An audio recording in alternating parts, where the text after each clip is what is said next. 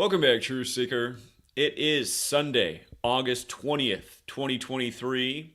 Last evening, Governor Gavin Newsom of California declared a state of emergency for Hurricane Hilary, and he did it on Bill Clinton's birthday, his 77th birthday. And as we'll get to, in 1977 in Geneva, weather warfare was banned. But even though it was banned, it doesn't mean the rule has been followed. And I want to start right there because I'm reminded of when I was a younger person and Hurricane Katrina happened and a lot did not make sense about Katrina. A lot did not make sense about Katrina. I really started to look into that storm. I had just recently graduated from college and I was doing a lot of research online, looking at other people's research. And it was the first time I discovered the history of weather warfare. And my mom, who's pretty open-minded, I started to share this information with her about the history of weather warfare, and she did something to me she'd never done before. She said I sounded like a crazy person. And I was used to that from after 9/11 because everybody in the world was telling me I sounded like a crazy person except for my mom. But then my mom could not accept the history of weather warfare. And lo and behold, it's something that had been admitted to since the year she was born. My mom was born in 1952. Funny enough, the first act of admitted weather warfare is August 15th, 1952. So my mom, who would have been about 53 years old when Katrina happened, she's born in September, she thought it was absolutely insane, this idea of weather warfare, something that had existed for all of her lifetime. And really before that, it was first admitted to in 52, but it wasn't a new concept then. And it's still the same for a lot of people today. People are leaving comments all the time. Zach, I'm trying to share this with my friends. They're saying I sound crazy. I'm trying to share this with my family. They're saying I sound crazy. Isn't it sad that in America, things that are real and things that are obvious, people think those things are crazy? Because people in America aren't thinking. They're just believing what authorities tell them. And these authorities do, from time to time, talk a little bit about things like weather warfare. Go back to the Winter Games in China that were recent. They were talking about in the news how they were using weather modification tactics to induce snowfall for the Winter Games, to make sure the climate was right. Again, weather modification is a very real thing. And as I've always pointed out, the first act of weather warfare, again, back in 1952, was admitted on the Jesuit order's birthday, August 15th. And again, this year in Hawaii, you had the governor on the Jesuit order's birthday. You had him talk about how Maui looked like a war zone. It looked like ground zero at September 11th. And again, there was a hurricane that never made landfall the day of 9/11. A lot of energy was used to turn those buildings to dust. A lot of energy was used to decimate Lahaina, the old capital of Hawaii, from the time of the king. But look at this, you guys. Again, you know, they said yesterday, that the day that Gavin Newsom declared the emergency, they said that the storm unexpectedly picked up a lot of speed. It was really blowing on Bill Clinton's birthday. And again, we're talking about a nation of people who don't know anything about anything, but they do know about the blue dress and the blowjob and, you know, just needless nonsense that has nothing to do with anything in our lives, just gossip and the kind of crap that Americans' heads are filled with. Just nonsense, trivial knowledge, things that don't matter. They don't know about weather warfare, a real thing, but they know about Monica Lewinsky and the blowjob.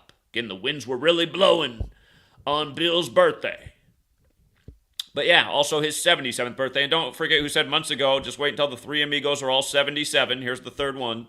The three amigos are Bush, Trump, and Clinton, all born in the same year in 46. But yeah, he turned 77. Weather warfare was banned in 1977, not long after Vietnam, where the Americans admitted to weather warfare on the Vietnamese. And actually, I just thought about a parallel with that, which we'll bring up here in a moment. But again, Gavin Newsom, little Jesuit scumbag, who's approaching his 56th birthday, he just had to declare the emergency on Clinton's birthday, who's also a Jesuit. Pretty much everyone in high places in America is Jesuit educated, because that's who runs the nation. But Gavin Newsom, Jesuit, Bill Clinton, Jesuit. On his birthday, the emergency declared. And remember, we've been talking about where PepsiCo and what they're naming their Mountain Dew products fits in. The storm on the 19th, really moving fast, bringing flooding to Mexico, which Bill Clinton decimated with NAFTA back when he was president. But it was 19 years ago in August that the Baja Blast flavor came out of Mountain Dew. And again, 19 is the chaos number if you're new here. That's why there's the 19-year cycles like COVID-19 and 19 years after the 19 hijackers on 9/11 and so on. War on germs, war on terror. 19 years before that was the war on drugs and so on. But anyway, Gavin Newsom declares the state of emergency on Clinton's birthday, and he declared it 52 days before his own upcoming 56th birthday. That's Gavin Newsom, Jesuit scumbag, governor of California, who locked down the state with the 56 pandemic where everything was 56. He led it off with 56% of you will get coronavirus in 8 weeks, which is 56 days. And of course, coronavirus equals 56, like Society of Jesus, like Gavin Newsom, like COVID vaccine, like Anthony Fauci, like the million other Jesuit 56 rituals with that. But now here we are 52 days before his 56th birthday. And notice, Gavin Newsom in Gematria, run the alphabetic order forwards, 52, run it in reverse, 56, just like hurricane. Remember when Harvey wiped out Texas on the 52 date numerology, and then the Astros, Houston, won their first World Series in their 56th season over Los Angeles, who was burning from the La Tuna fires at the time. Water puts out fires. Astros put out the Dodgers. Anyhow, scripted sports, scripted weather, scripted news, rigged elections. You can thank the Jesuits. And again, 52 days before his 56th birthday. Here's my old book where chapter 19 is about weather warfare and why it was first admitted to on the Jesuit order's birthday. And, that was written 6 years ago now. And we knew about it even then. But, that's when we put it into book form, 6 years ago. Why has this knowledge not been received? Why doesn't everyone in America know yet in the age of information in light of what we've been exposing about weather warfare? We'll have to go back and look at the Vice News hit piece. Actually, let's take a moment to go look back at that Vice News hit piece written in 2017.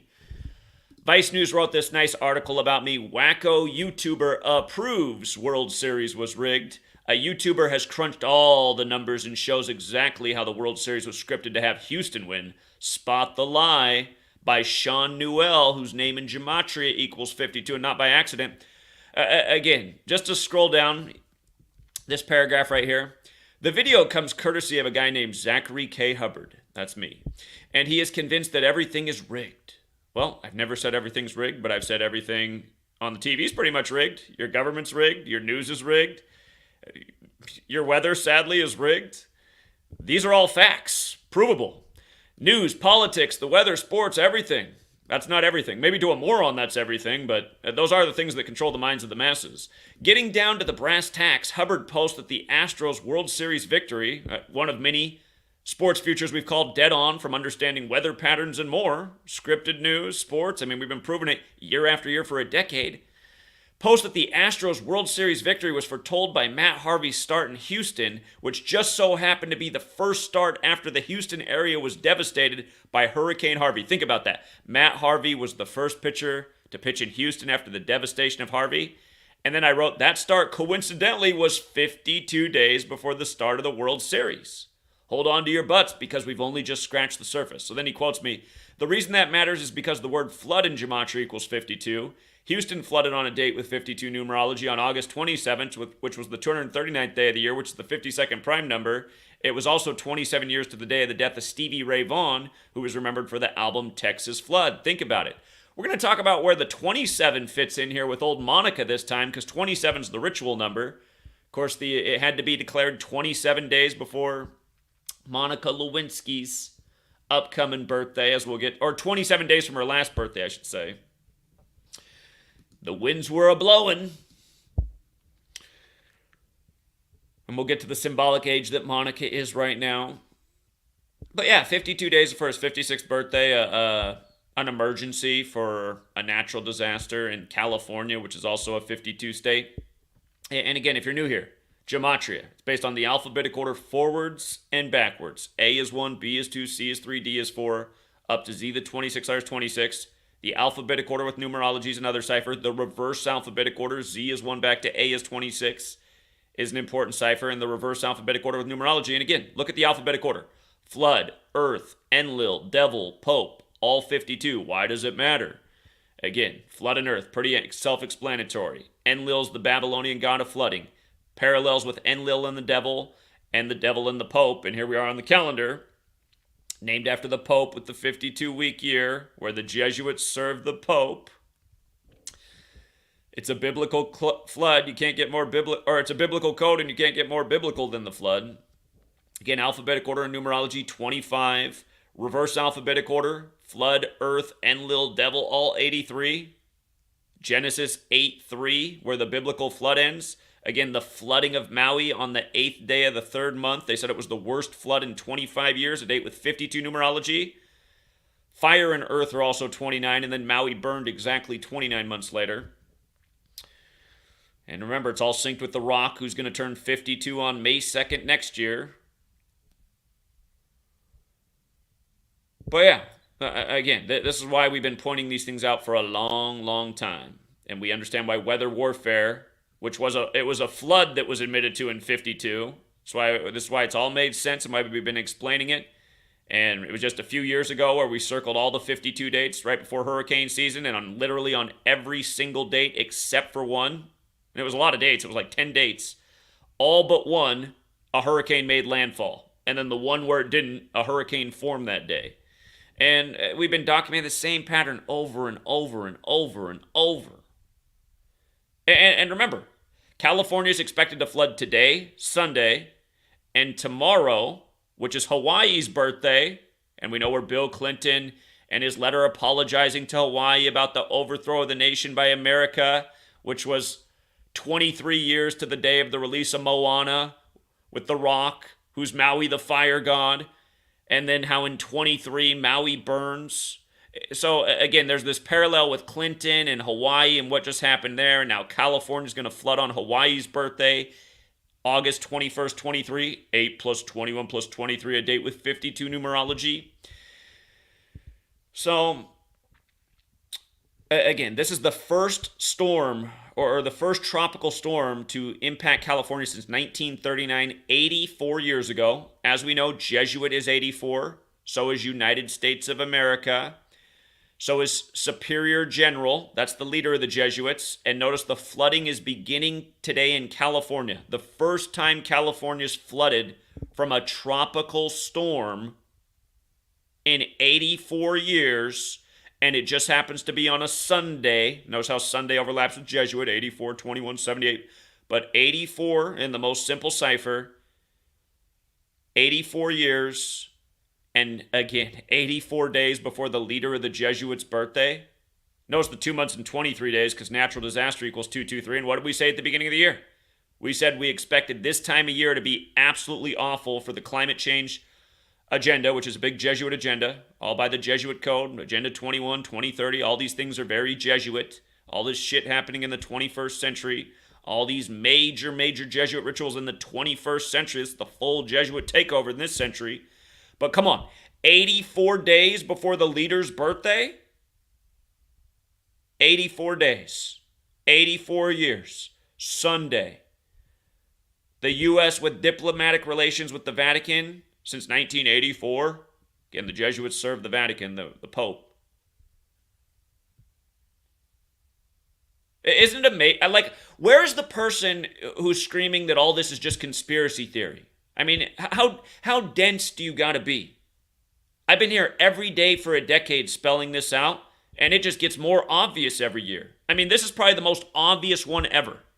The most obvious one ever. And there's nothing new here that we're pointing out. It's the same shit. We've been talking about all the crazy weather stuff going on in California since Paradise and before that. And why it's getting chosen as a 52 state with a huge population, with that being a central number to the weather warfare code.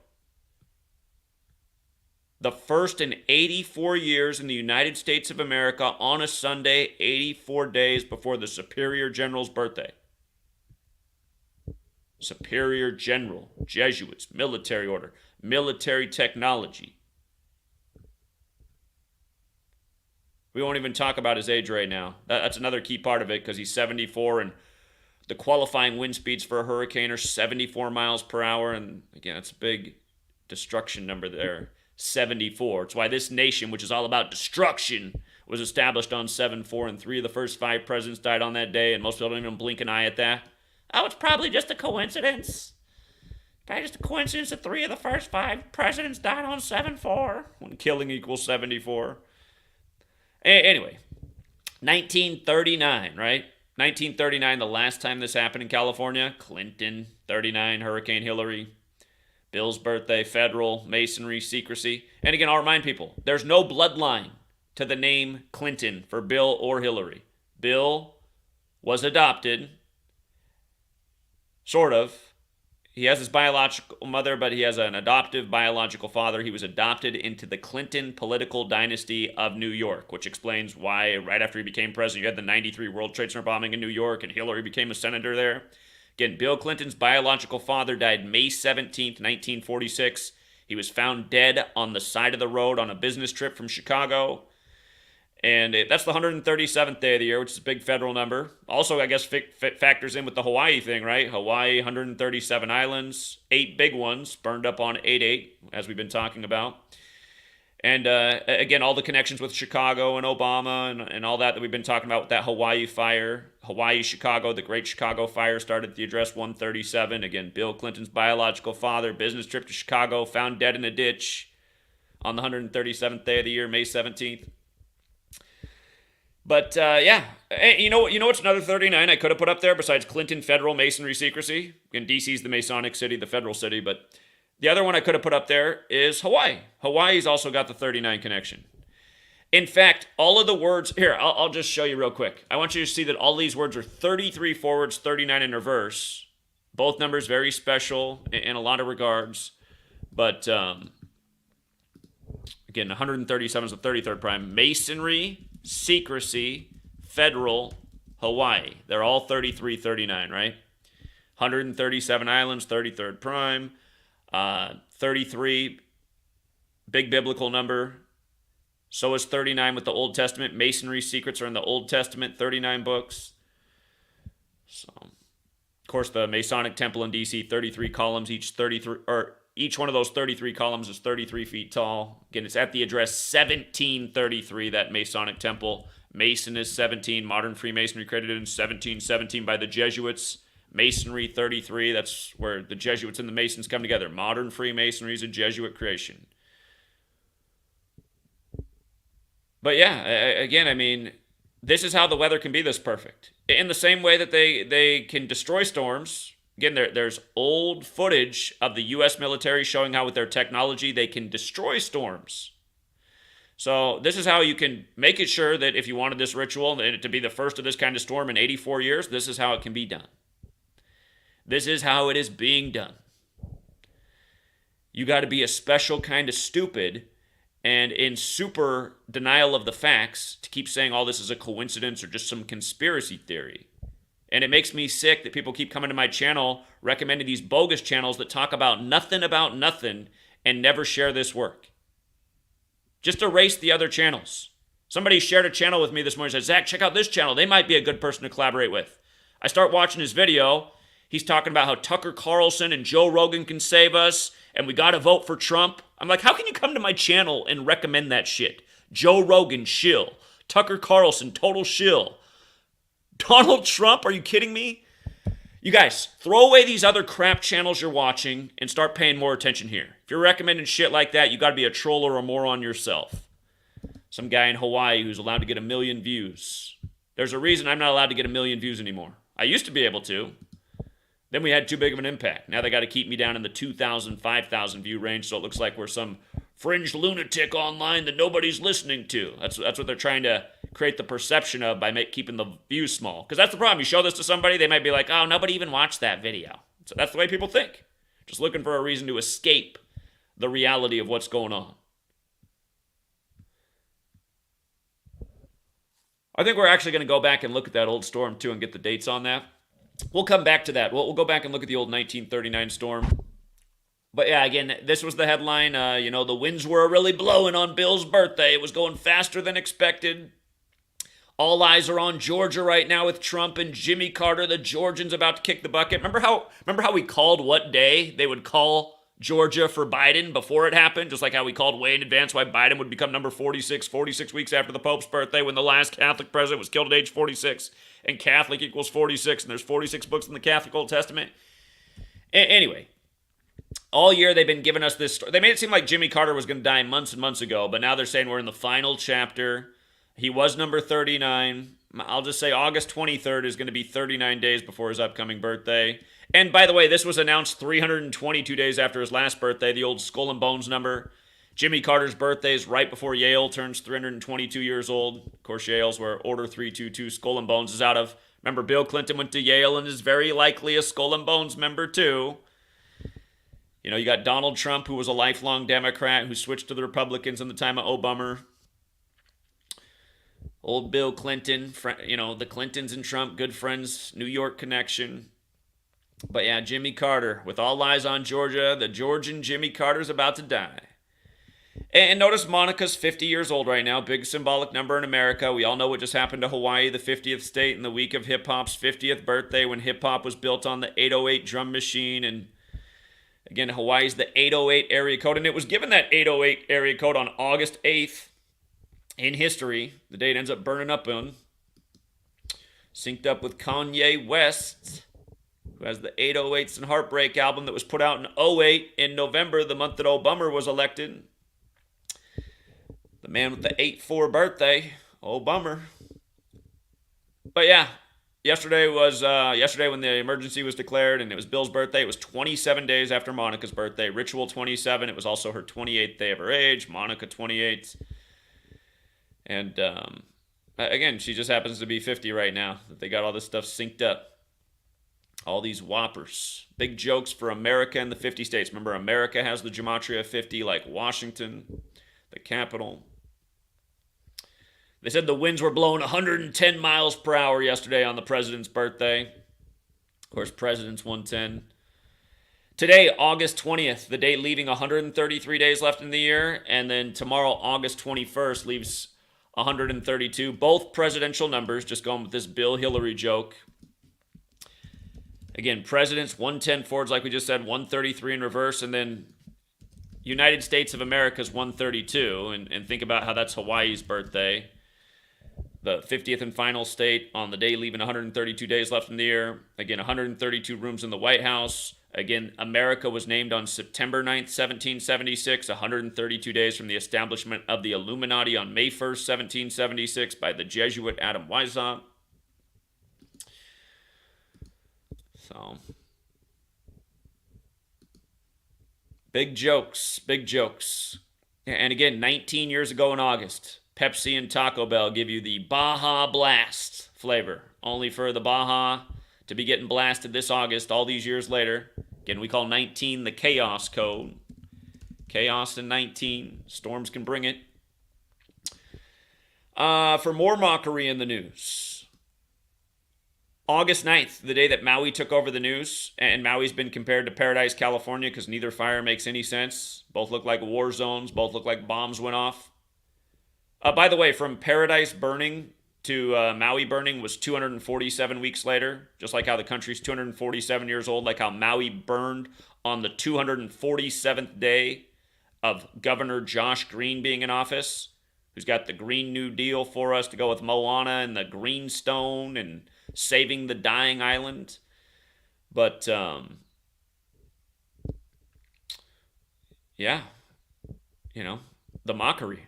To announce the rebuilt new high school that was destroyed in the Paradise fires and make that the story on the day Maui's burning. These people, and again, the school's one of the foundational things for why Americans are so dense and literally retarded. I mean, retarded is the right word. Retarded means stunted. That's what our school system does. It stunts people. It makes them stupid. It makes them have low skills. Really bad sets of knowledge, mostly just a bunch of trivial shit that doesn't mean anything, like Christopher Columbus discovered America. Every American retard knows that when they get out of school, even though it's totally false. But don't forget, school, 72, just like Jesuit Order, 72, right? the sun cult, where the sun moves 1 degree on the astrological wheel every 72 years. Okay. Of course, the other form of school that makes people real retarded is the one they go to on Sunday. Sunday school, where they learn all the fairy tales that make no sense, like men and riding in the bellies of big, fish and all the other dumb stories that come with it. You guys, there's a reason that so many people are so dumb, know so little about what matters, and have heads just full of total bullshit that they totally believe in. Believe, the word with lie, right in the middle. I find it interesting that the place that caught on fire in BC, I'm up here in Washington State, it's been a smoke out since the night of August 15th. I got hills that I can almost throw a stone to, and I can't even see them because it's all smoke outside. And it's not, so far it's not as bad as it was 3 years ago. 3 years ago we were in the smoke for a month. But we'll see. They could do it again. We've been in the smoke out here since the Jesuit order's birthday, August 15th, here in Washington State. Man, they're saying a lot of the smoke is coming from BC, British Columbia, not far from us. And I look at the name of the town that burned, where the worst devastation is in BC, and the name just sounds Hawaiian, doesn't it? Kelowna. Just the way it's spelled. Kelowna. If I didn't know better, I'd think that was one of the Hawaiian islands. So there's probably something to that. They said there's 380 fires burning in BC. As we know, fire and death are 38. 380 is the number of fires in Canada. And, again, just the Jimmy Carter thing. News 322 days after his birthday. Number of Skull and Bones, which pretty much runs DC. Again, another part of this Jesuit Illuminati network. All roads lead to Rome. Again, Jesuits have the Templar cross. Skull and Bones gets the symbolism from the Templars. But yeah, we'll see when they're going to pull the plug on Jimmy. We'll see if they do a 39 special. It could be as soon as this August 23rd because that's 39 days before his birthday. But it doesn't have to be that. And part of me wonders if he'll make it to age 99 just because the United States of America equals 99 when you stick a "the" in front of it, just like how it was named on 9/9. He's close. But yeah, let's go back and let's look at when the date of this last storm. I read it was in September, but let's see what the dates were. El Cordonazo. 1939. Let's see if we can pull that up. Did we not? Oh, wow. It ended on September 25th. Now, that's always an interesting date because that's the day, 22 years after that day, September 25th, 1961, that's when JFK gave a speech about weather control. So it formed on September 15th and ended on September 25th. This is 1939 is the year that World War II broke out. And weather warfare was a concept at that point. So, I mean, how sophisticated was it back then? Hard to say, but I did want to look at the dates. Okay, so the emergency was declared August 19th. That's 37 days before the anniversary of this storm ending, or a span of 38. The 37 is interesting because that's a big number in Los Angeles. Los Angeles is the 37 city. Remember, Los Angeles and Bryant have that gematria 37, like Kobe did on the 37-year anniversary of Bear Bryant. In case you've never seen my work on Kobe, Bryant's 26 forwards, 37 reverse. Again, dead on the 26th day of the year on the 37th year anniversary of Bear Bryant. And, of course, Kobe Bryant's, 41, dead at age 41 while traveling from Catholic Mass to his daughter's basketball game on the Pope's 41st day of his age. Dead on the 157th day of his own age. All these other numbers up here matter too, but I'm not going to go back over the whole Kobe thing right now. We've been talking a lot about that. We are just days before Kobe Bryant Day. September 15th. So the emergency was declared 27 days before the anniversary of that ritual number. It was known as the 1939 Long Beach Tropical Storm and El Cordonazo. I got to run the gematria on El Cordonazo. What do you know? El Cordonazo, 5652. How about that? El Cordonazo 5652, and Gavin Newsom just happened to declare this emergency 52 days before his 56th birthday. I'm sure that's also a coincidence. And, really looking at these things, it kind of does give you the answer. Was that Mother Nature back then, or was that the early, was this the early days of weather warfare with military intervention?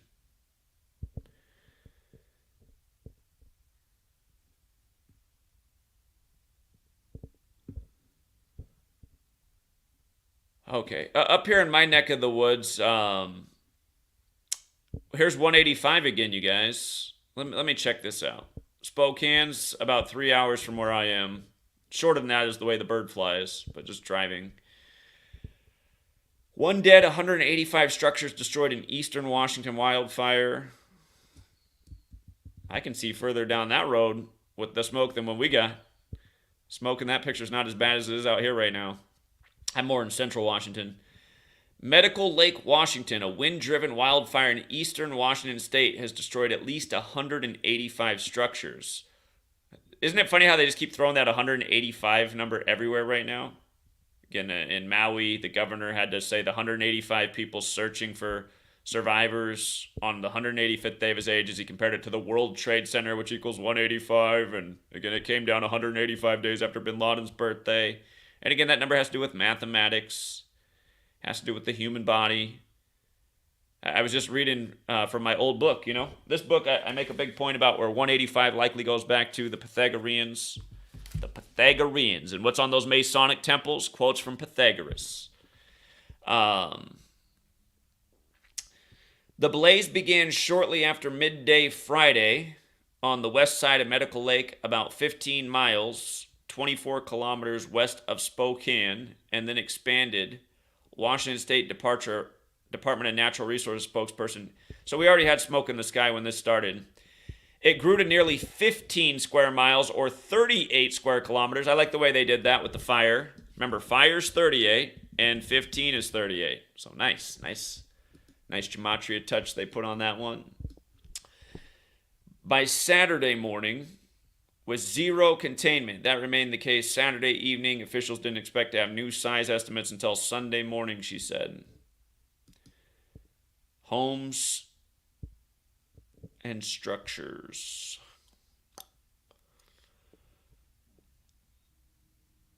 But yeah, it is very smoky out here. It is not looking good, so...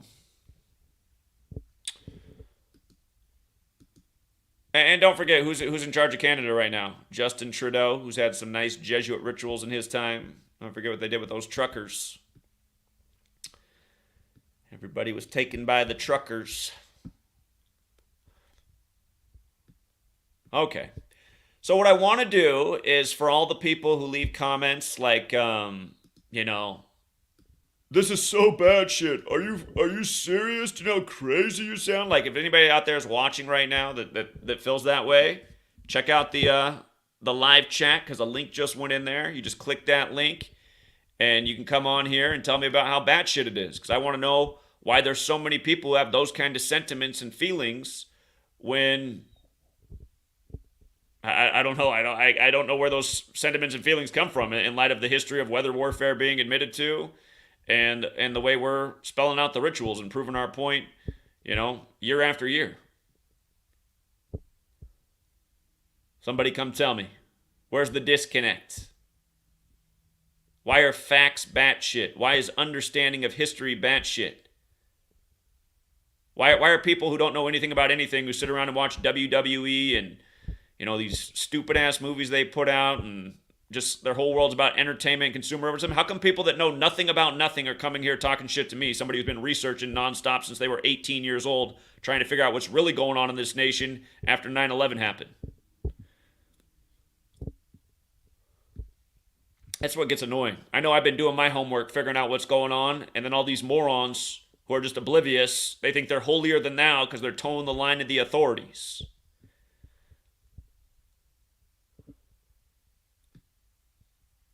How can it all line up so perfect? Somebody come talk to me. First storm in 84 years, hitting the state 84 days before the Superior General's birthday.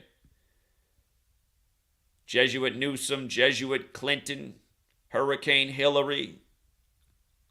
Come tell me about it.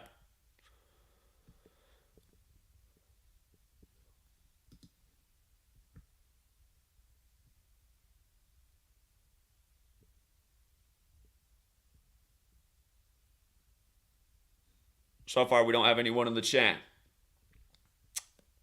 Here, for people who don't want to come on, maybe just want to call on. Let me open up the phone line. I just posted the phone number in the chat. Somebody call in and tell me how it's batshit. Somebody from the news media, a person at like Vice News or USA Today who'd write an article about me.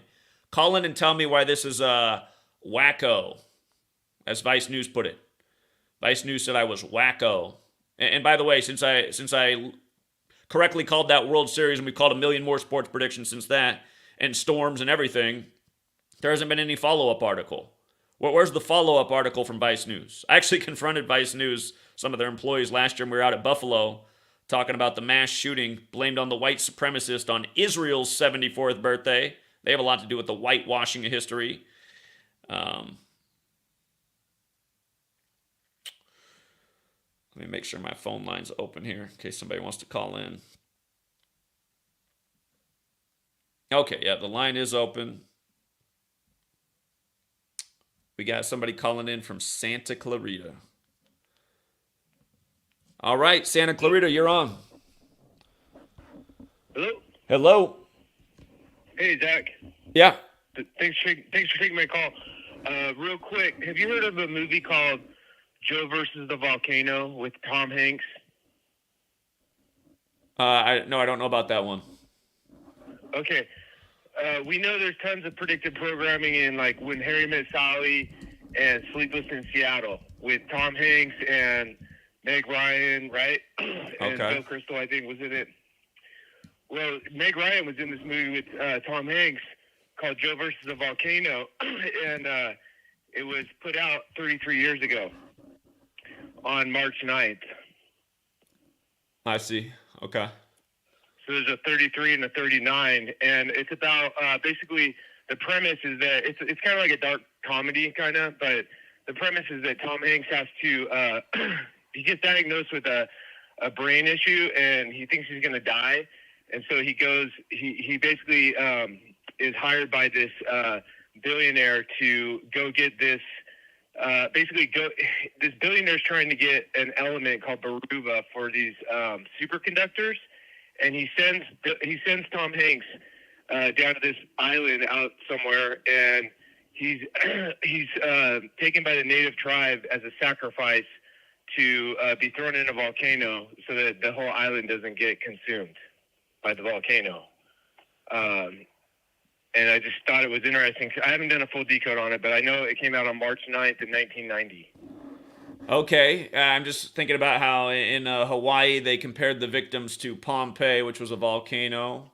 Your thing about 33 years makes me think about the 33rd state, Oregon. You got Mount Hood outside of Portland. They say Seattle is one of the most dangerous cities to live in the world because Rainier's an active volcano. Of course, Hawaii has a lot of volcanoes. I mean, of course, Maui itself really is a volcano with a volcano in the middle, and pretty much all the population lives around the edge, from what I understand. And I think Tom Hanks has property on Maui. Yeah, I part of the reason I want to get out to Hawaii and talk to those people is I think they got a lot more coming for Hawaii. So, jeez. Anyways, just wanted to bring that one to you. Maybe there's some more to it, but I thought that you've been talking about that 39, 33, so I was like, man, that came out like, and we know for sure. I mean, it's Meg Ryan and Tom Hanks. They did it in Sleepless in Seattle. For sure, there's predictive programming in this thing too. I mean, I read the description. It's about superconductors and all kinds of stuff. It's like, man, it's a joke, and Tom Hanks being sacrificed to a volcano. But anyways, I love the show. Keep it up. I'll let you go. I just wanted to bring that one to your attention. Maybe other people can look into it too. I just didn't have a lot of time. But. Sure. Yeah. For people who aren't familiar with this channel, again, we look at predictive programming in movies. Tom Hanks has been a big part of it. The whole Tom Hanks first celebrity with COVID and his big movie Sleepless in Seattle. And remember, he got COVID the day the pandemic was declared. So that's why we're looking at Tom Hanks here. But yeah, good observation. I never knew about that film before. All right, man. Have a good one. All right, Thank take you. care. Again, sleepless in Seattle. First case of COVID in the world outside of mainland China was Seattle. In King County, when Corona means crown, and the Space Needle's the biggest needle in the world, right across the street from Bill Gates' foundation, Mr. Jab. But, all right, let me see. So far, nobody, none of the people that are always active in the comments wanted to join the stream. We did get some super chatters. Thank you very much. Miss T. Jones, thank you for supporting. I really appreciate it. Nicholas Wilkerson says, Tony Stewart's driver killed in a crash. He tweeted at 8:08 p.m.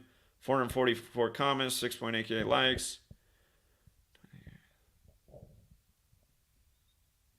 She getting married this March 23rd. Okay. I got kind of lost with the she thing from Tony Stewart. Last time I checked, Tony Stewart wasn't a she, but thank you very much, Nicholas. And thank you very much also, Melissa T, getting to the heart of all that matters. I appreciate that, and I wish more people cared, because I got to admit, I'm very frustrated that still so few people in the age of information know about what we've been working real hard in this community to get out for a decade. And again, rightfully so, because like I said 10 years ago, again, Agenda 21, Agenda 2030, depopulation plans, plans for a surveillance state, all these technological capabilities to destroy us, all this predictive programming, and how it can be done day by day. Everybody who's about to have their property damaged in Southern California, you have the Jesuit cabal to thank for that. Yes, you do. That's ultimately who's responsible. And consider, just like JFK said, September 25th, 1961, the tools were being developed to control the weather for people's benefit. In the same way they can destroy storms, as they've shown us in the past, there's literally old military documentaries about them dropping bombs into storms to tear apart the storm, to break it up in the ocean. Again, they've had ways and means to manipulate weather to our benefit. The psychopaths are using the technology to tear it apart. And again, for all the people who don't understand why, it's called disaster capitalism. When you have a psychopath who looks at some real estate that they want and they want it for the cheap, guess what? How can they make that real estate cheaper? How about destroy everything that's there? Lahaina, the average home price in Lahaina was $1 million. Homes that were worth $3.5 million just wiped from the face of the earth. Now the government's offering them pennies on the dollar. You know? Josh Green and his buddies, they're going to come through. Larry Silverstein, they're going to make a profit again. You know?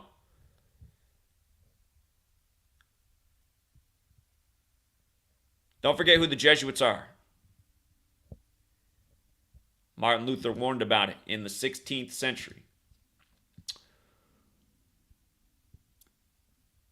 Thank you very much, Tom Annenbear. Fellow Washington resident, north of Seattle, keep crushing. Hey, I used to be up where you when I started. I was in Bothell when I started this. We went from Bothell to Yakima to Prosser.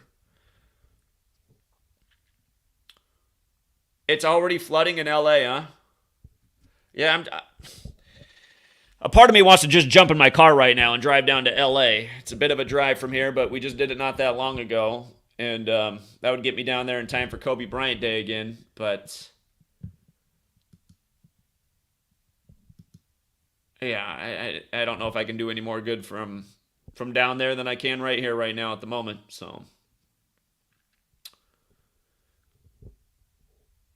well, 76er, your comment, I already addressed that at the beginning. See, the thing is, though, you guys, if you watch when I talk to people who might, like if somebody came at me right now and said I was insane for weather warfare, I guarantee you I would put that person in their place and I would make them shut up and probably just walk away or possibly change their mind. But yeah, anyone who comes at us and says that we're insane, again, it's easy to beat them. If you say, okay, if we're insane, then how come in 1977, again, in 1977, you guys, Geneva banned weather warfare. So weather warfare was a real thing back then. Again, it was admitted to in 1952. America admitted to it during Vietnam. By the way, this whole 84 thing, you guys, this whole 84 thing, right? First tropical storm in California in 84 years. Again, Jesuit, United States of America, 84. The flooding begins on Sunday, the 84 day of the week. It begins 84 days before the Superior General's birthday, the leader of the Jesuits. Again, the first act of weather warfare admitted to by America was Vietnam. And Vietnam's another 84. Vietnam's 84. And how do you spell Ho Chi Minh Trail again? I think that might also be 84. I'm going off the top of my head. Let me see if that's right. Is Ho Chi Minh Trail also 84? Yeah, Ho Chi Minh Trail. So we used weather warfare on the Ho Chi Minh Trail. See how it goes? Now here we are in California. Hold on, we got a call from No Caller ID. Let's find out if it's a troll or somebody who just doesn't want to share their phone number. No Caller ID. Yeah, that's fine, man. I just want to say you got me censored on your comments, man. Who are you? I'm Base Axer, man. I don't know who Base Xer is. Who censored you? I don't know, man. I bought your PDFs and everything, dude. I don't know what's going on, but I don't see my comments. Well, that's probably Google. I mean, look at how few comments are left on every video. That's because Google's deleting everybody's comments. Gotcha, bro. I was just saying Harry Wexler down in Antarctica was a whistleblower talking about the weather modification he was just touching on. Okay, well, I appreciate that. Yeah, again, I mean, that's for people who don't know how YouTube works, the more likes you have, the more comments you have, the more shares you have, it helps the algorithm of the video, so you're more likely to show up in a video. That's why they take away likes from the video, they take away comments. I don't know if they can take away shares, but they do that to keep the video sunk in obscure land, so. Well, man, you have a good day, man. I appreciate you answering the call. All right, yeah, take care. But yeah, again, that's why if somebody comes at you and says weather warfare is insane, just have the facts ready to go. Make them pull out their smartphone and look it up. Okay, how come it was admitted to August 15th, 52? How come it was admitted to in Vietnam? And how come it was banned at the United Nations in 1977 if weather warfare is crazy? As again, this happens on Bill Clinton's 77th birthday. And again, how come I'm right again? How come I said there'd be a big ritual right at the time Bill Clinton turned 77? I said this months ago. I said when the three amigos are all 77... The three amigos that have all been in the Oval Office, born in 46. Again, D.C. on the 77th Meridian West. United States 77. How come I'm right again?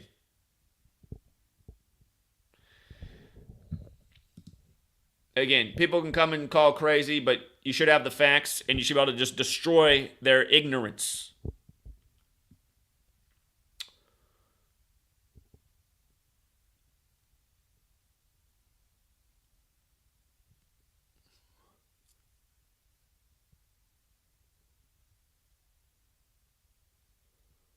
Hold on. Amy says she's got another 127 for Maui. If you've not been following our work on Maui, we've been talking about how relevant the number 127 is to what happened in Maui. Again, Pearl Harbor was on December 7th, 127. The new Pearl Harbor, which was 9/11, was buildings 1, 2, and 7 that fell. A lot of 127s with Maui, including Josh Green being in New York right before the Maui fires on 12/7, talking about Maui's green future. Again, in Moana, they're trying to turn the island back to green. The Rock is the Maui fire god. The Rock announced the new Moana film 127 days before the destruction. So Amy's got this post up right now. Amy at cracktheircode.org. She says, we're not going to give a shout out to that channel though. Sorry, we're not doing that. That guy is trash. But let me see. Yeah, but let's not give shout-outs to people who've worked real hard to sabotage this knowledge for the last decade. Like the person who's getting a shout-out at the top, they don't deserve any shout-out. That person is a no-good human being. That person was putting out all this trash last year as I was driving across the nation, uniting people about, like, stay away from me, I'm some devil agent. No, that guy's... That person's name should not be Wise. It should be total moron. It should be jealous hater. Spews a whole bunch of nothing. But okay, the homeowner's name is Dora Milliken, 127. Dora Atwater Milliken. So the person whose house is said to be a miracle, the person who lives there is 127. Let's again, Joe Biden said he was laser focused. Lasers equals 88, like energy, like weapon, like how in 2009 the military said that they had laser weapons that could set fires from 15 miles away. The fires burned up everything around the Catholic Church established in 1846, and Joe Biden's going to be speaking there tomorrow on Hawaii's birthday, number 46. Catholic 46, the nation's second Catholic president, again, JFK killed at age 46. The Jesuits served the Catholic Church. Dora Milliken. Okay. Hold on.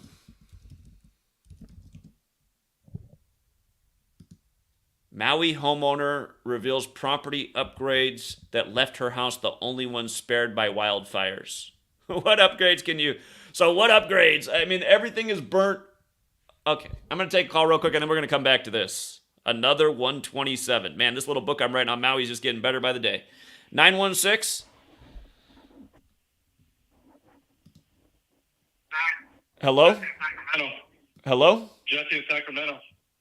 Oh, yeah, Jesse. How you doing, man? I'm good, man. You know, you start talking about this stuff, man, and people shut down, man. They shut completely down. Man, it's a lot for them. I mean, I talk. All right, hold on. I'm gonna let's play the part. Okay. Shout out, if you guys don't know Jesse, I met him in Sacramento when I went down to California in April. He brought out his son. Really great community came out in Sacramento. And he's been out pounding pavement in his community, and it's caused him some problems in his own life. But it hasn't stopped him. He's out sharing the knowledge. So, okay, how are we introducing weather warfare to a stranger? Let me hear it.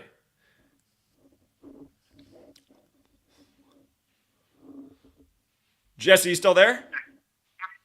Yeah. How do you go about weather warfare? Because it is a tough topic to broach, but how are you going about it? You know, going back in history, talking about when all this started. You know, I mean, it's there. I mean, you Google all this stuff and you can find it. You know, but the thing is, people don't want to go that far. I mean, I was thinking about something the other day. It's like people reject this knowledge and reject what I tell them and deny what I'm telling them. But here's the thing: how are you going to reject all this and deny it if you haven't even looked at the evidence? Right. You don't even give yourself opportunity to look at the evidence, because the evidence is plain as day. I mean, it's gonna, you know, it even leads back to who's doing all this. Like everybody, like you're saying, promoting all these other channels. I don't listen to these other channels, because most of these people are just freaking completely like they're lost. They're lost. The guy who's speaking out in Maui, who's getting all the views right now. His name's like Maui Real Estate or something. He's getting like 1 million views. He's calling on Joe Rogan and Tucker Carlson and Trump to come save the day. I mean, none of these people are going to save the day. They're all part of the cabal. I want to tell you something else too about, you know, I think a lot of people kind of sense that something's going on, and you know, about government, you know, what they're really about. They don't give a shit about us. They don't give a shit about the people. These people are wicked, evil, corrupt people. They're satanic. They're evil. But here's the thing: I was talking. They're out for themselves. They're out for themselves. They want to control us. Go ahead.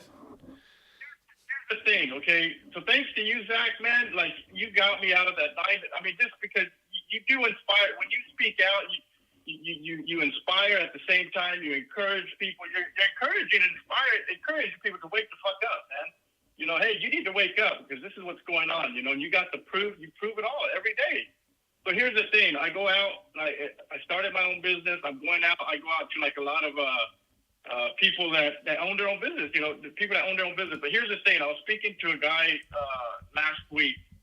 He came from Afghanistan, right? He came to the United States. From Afghanistan, from having nothing, completely nothing, to the United States, now he owns his own business.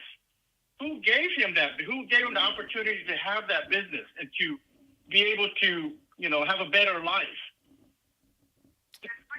This wicked government, the ones that rule this country, that control this country, right? Sure. So in his eyes, he's like, because I was talking about how corrupt they are, trying to get into it, but he didn't want to go there, because who's giving him what he has, what he didn't have before?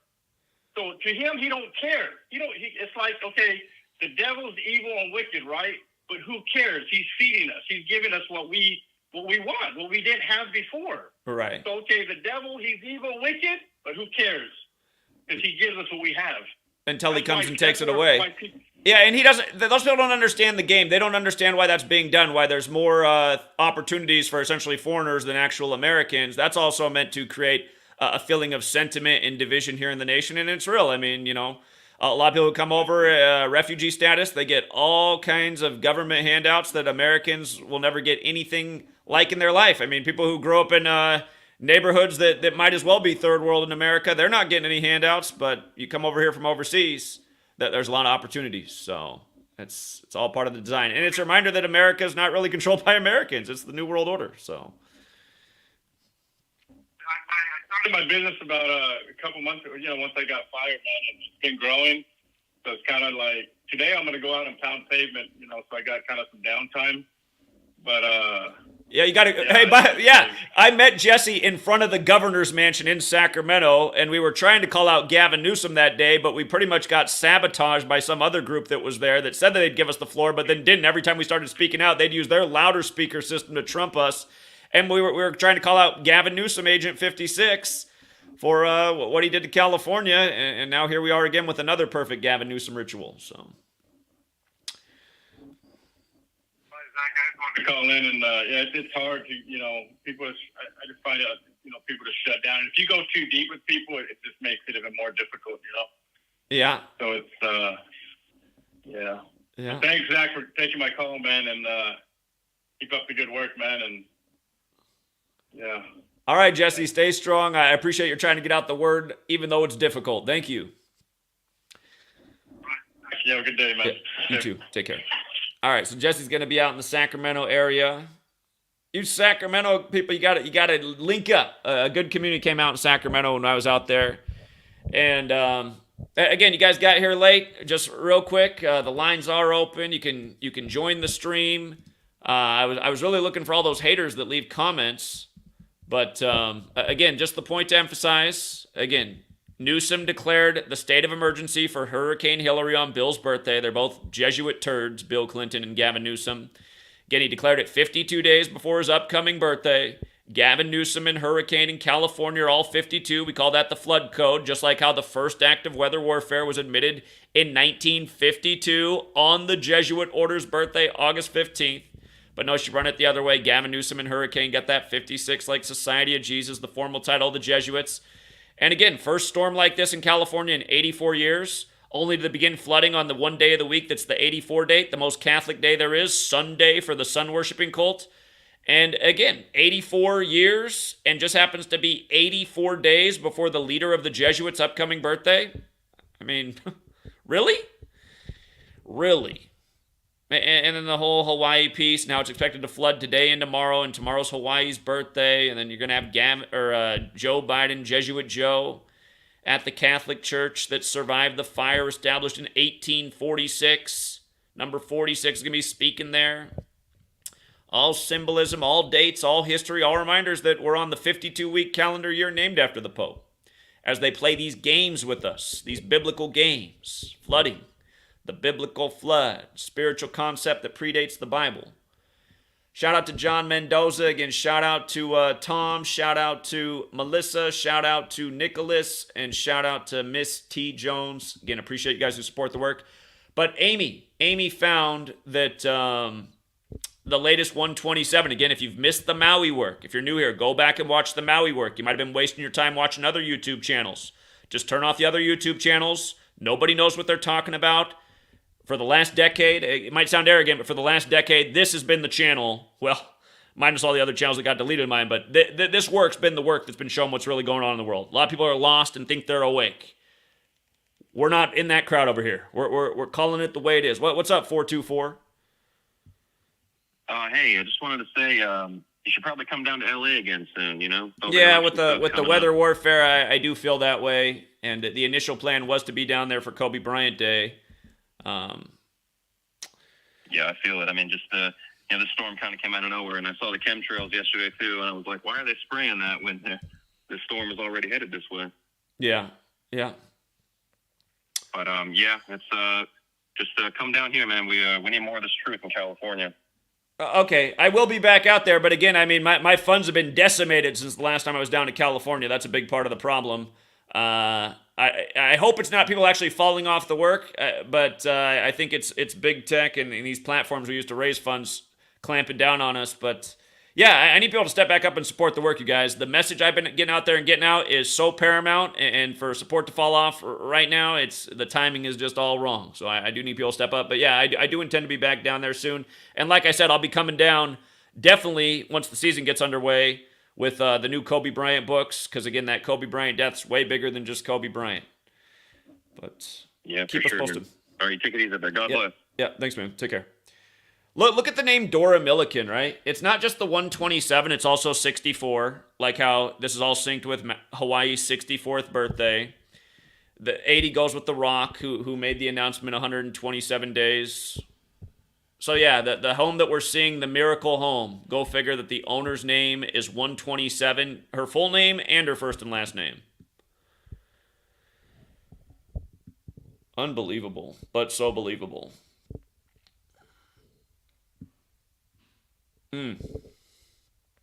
Yeah, thank you, Amy. Good find. Great decode, Zach. This is a perfect one to share that's clearly undeniable. Take the main points and share with people around you.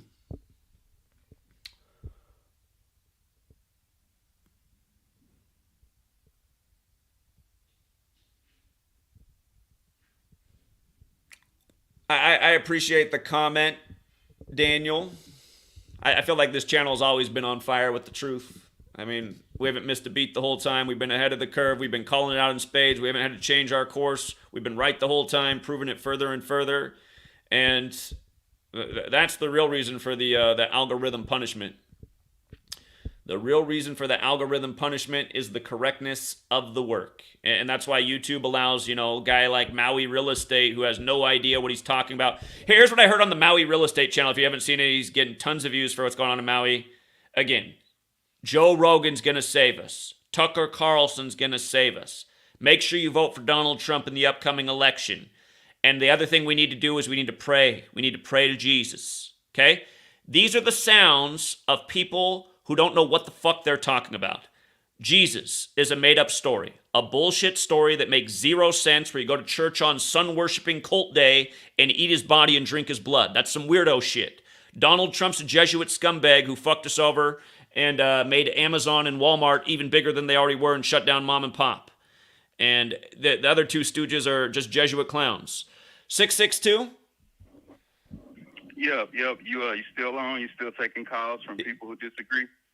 Yeah, if you disagree, that's exactly the call I want. So you got the floor. Let's hear why you disagree.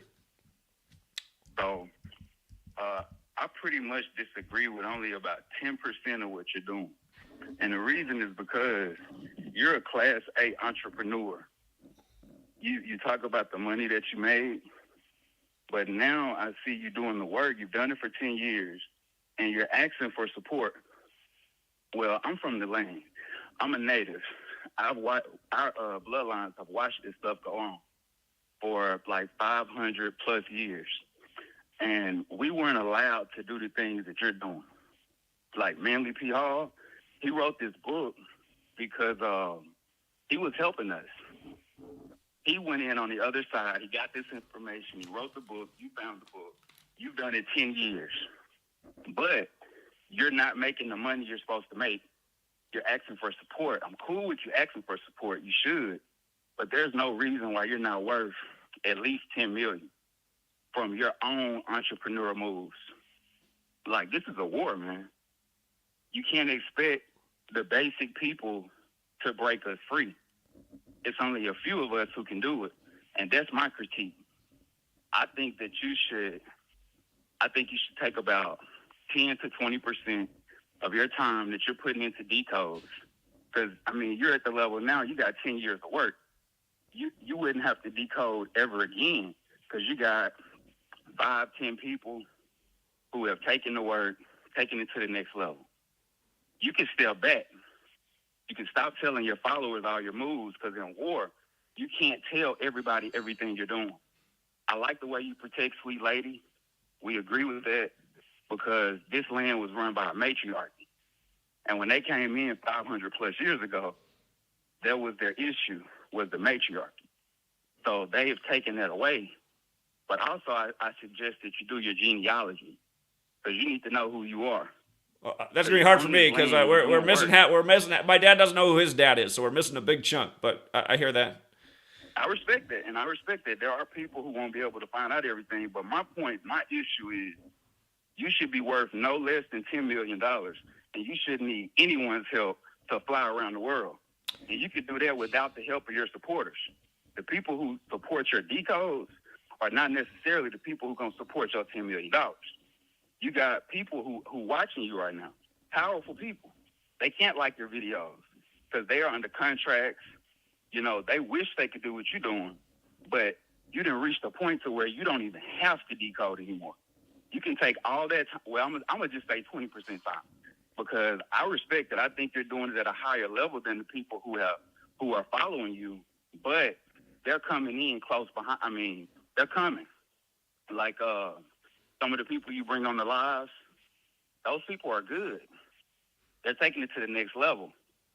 But, you know, Malcolm and Martin, they got took at 39. You're 40 now. I'm hoping that you wake up. I'm hoping that this conversation is a catalyst for you to sit back and say, you know what? Maybe he has a point. Why am I not a multimillionaire? Well, here, let me go back over some things that have happened. Let me go over some things that have happened. Again, I had a $1 million business back in 2014 that was destroyed largely for doing this work. And again, after that, I kind of was trying to get everybody on the thing of, all right, fuck money. Let's tear down this system. I didn't raise a penny for 5 years. That was a mistake because I could have raised better money back then when I got views. And now we're getting clamped down. So I'll have to think about what you're saying about how to get the funds way up on my own. Don't tell us. Don't tell us what you're doing. Sure. You feel what I'm saying? You got only 30% of the people watching right now really support you. The other ones are watching your moves so they can know what counter move to make. This is war, man. We've been fighting for 530 years. We didn't just start this war in the 1800s, 1700s. This goes all the way back to 1492 when they pulled up on these shores. You know, my family died over and over and over again. And we got put under silence and secrecy. We can't even talk about this stuff. Some of us know this stuff, but we can't go out and talk about it. If you look back in history, there's certain things you can't talk about being a native. There's certain areas you couldn't even claim to be native for like 200 years, or you literally die. You have an advantage because if people just see you, yeah, they might think you're a Jew, but they might also think you're just a white dude just doing his thing. And you kind of have this benefit of having quote-unquote white privilege. And that's the reason people like Manly P. Hall publish books like that, because we needed people like that to go into those secret organizations where we couldn't get in. See, we had a paper bag thing where if you weren't so light-skinned, you couldn't get in the bag. You know what I'm saying? Manly P. Hall passed that test. You can pass that test. You know what I'm saying? You have a brand. Cool, that's great. Continue building it. But let some of these other people put in the day-to-day grind. You got 10 years. You should buy yourself a $500 plaque, put it on the wall, and say, you know, I've done this to this level. Let me step back and let me make this money so I can fund this movement. Because you're the number one funder. Because you're on a whole economic level than the other people watching this video right now. They can't tell stories about 2014 when they had a multi-million-dollar business. You see what I'm saying? Well, for me, that was a long time ago, and I lost a lot that day. But I hear everything you're saying. I agree. But I'm saying just don't tell people what your move is. You could open 5 new businesses this month, put them all, put them under an LLC to where your identity is not known, where the people would have to actually dig for months to find out who owns this business. And you could be generating money because you're naturally good at that, and it's not on accident. I'm just saying, just improve the approach.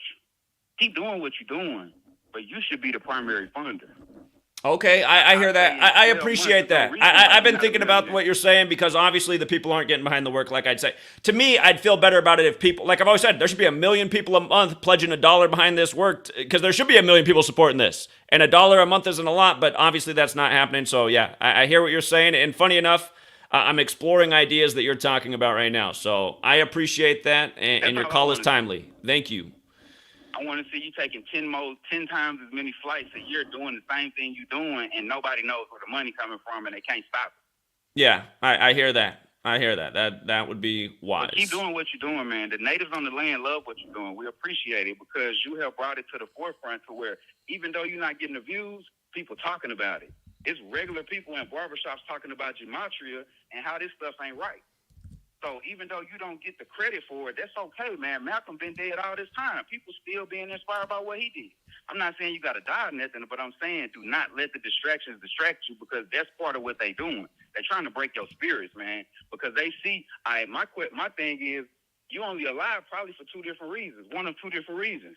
Either they trying to take you out and they can't, or they need you to put this information out so they can suppress it, so that with the Maxim law, they've done their job to allow people to find out about it. Because I bet you your stuff is coming up in people's feed, but they already feel like you're discredited. And then your spirit is broke because your video says it's only getting 2,000-3,000 views. Right. Indeed. Because this is a war, man. This is a full-blown war at every level. That is definitely also true. So. But yeah, that's my only thing, man. The natives, we love what you're doing. We want you to keep doing it. We just want you to fund yourself, because that's what we got to do. Like, we doing things out here that are just as dangerous as what you're doing, but most of us can't even talk about it. Like, we can't get on YouTube. Like, I can't be a content creator with what I'm doing. I've been under secrecy for 30 years. Yeah, I understand. All right, friend. Well, I appreciate the call and the support and the advice. Thank you. Peace. All right, take care. All right. Yeah, I mean, I hear everything he's saying. I'm still mad, though. I'm still mad there's not more people in the world who support this work. Because to me, that's just like, I can't take on the Illuminati myself, you know? It's going to take a lot of us. It's going to take a lot of us. And I just get annoyed at watching people, like, share these stupid channels that have no idea what they're talking about, caught up in all the celebrities. It's a joke. It's a joke. We need some new celebrities, some new actual real leaders. You know, I don't want to be a celebrity, but in the same way, I guess the nice thing, had we achieved fame with this, and we hadn't been censored, more people would be listening, because that's what people listen to in America. People listen to fame. Hold on, we got another call here from 781. 781, how you doing? Hey, yo, Zach, how you doing? Long-time supporter, man. First-time calling. This whole Maui thing just makes me sick. And I've been to Maui, and it's like one of the most beautiful places. I went there in 2017. But I wasn't sure. I mean, speaking of psychopaths and how people can't grasp what is happening just above their heads, it's like... Let's pause right there. Let's pause right there. Exactly. See, what's happening right now are the consequences of people not seeing what's happening right in front of their face and denying it. I almost want to look up my friend Brandy, who I grew up with. Back in 2013, when I was only posting this on Facebook, him and I were like at war on Facebook over weather control, because I was talking about it and he was saying how crazy I sounded. And I'd say, Brandy, what's wrong with you? I said, do you remember when we were kids playing sports outside? Do you remember tick-toe patterns over the sky all summer like it is now? And he'd say back, there was always contrails. And I'd be like, come on, man, there was never tick-toe patterns where the blue sky got turned to all gray for the day. It's just, I can't believe how people have been in so much denial about what's going on. All this shit is in front of our face, and so many people somehow are just clueless about all of it. Okay, go ahead. But yeah, no, I sent you, dude, you're right on. I mean, it's so obvious. This shit, they spray, they talk about it, it's out in the open, they act like you don't think it should be happening because it's like research, development. It's bullshit. It's happening right above you. I document it almost every day. And, but anyways, sent you a message on Instagram of John O'Brennan, the former CIA director. It's like a 2-minute clip speaking at the CFR. And he basically says what they're doing and that it manipulates weather patterns. It's so obvious. It is so obvious. I mean, it's just blatant, and yeah, that's why it gets really annoying when you have these kind of people like calling us names and saying how crazy we sound. It's like, I'm literally talking about what's happening right above our head. How do you not see it? So yeah, it's really it's crazy. But if you do have the time, check out on YouTube. It's actually still up on YouTube. It's called CIA Director John O'Brennan discussing the benefits of geoengineering. It's a 2-minute clip speaking at the CFR 2016, and it's so obvious. It's like if someone watches that and just then looks up the next day or while they're watching it and sees how they do it, it's exactly what he says, and it's right above your head. And it's like, that's where you need to start with these people who just can't get out of their own way because of everything that we've already discussed. It's, that's the biggest issue, and until that happens, I don't think any of these people will understand what is going on. But even then, I mean, dude, these people are so compressed. Their knowledge is, like, so limited. And, I mean, if they don't look up and see, and open their mind and their eyes, then they'll never understand, and we'll continue to go on this cycle. It's really sick. Yeah, it is. It is.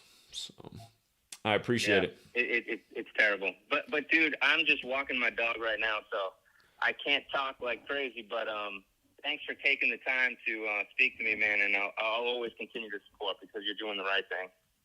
Thank you. I appreciate that as well.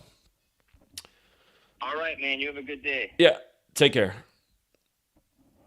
Yeah, ignorance, you guys. That's why we are where we are. Ignorance and denial is why America is where it is today. It's why weather warfare is being used against the nation. And, again, the people who've been doing the right thing and calling it out, they've been the most demonized in this country. How do I know that? Because I'm talking about people just like myself. I've been attacked nonstop for questioning 9/11 and everything else going on. And yeah, you guys got to stop worrying about, people in your life who are naysayers and who put you down for looking into what's going on. My mom tried to make it sound like I needed to be institutionalized back in 2005 when I was looking into weather warfare with Katrina. It might sound rude, but part of the reason I didn't really care what my mom thought is because my mom's not very educated. She barely has a high school education from a little podunk town in North Dakota. What's she know about anything?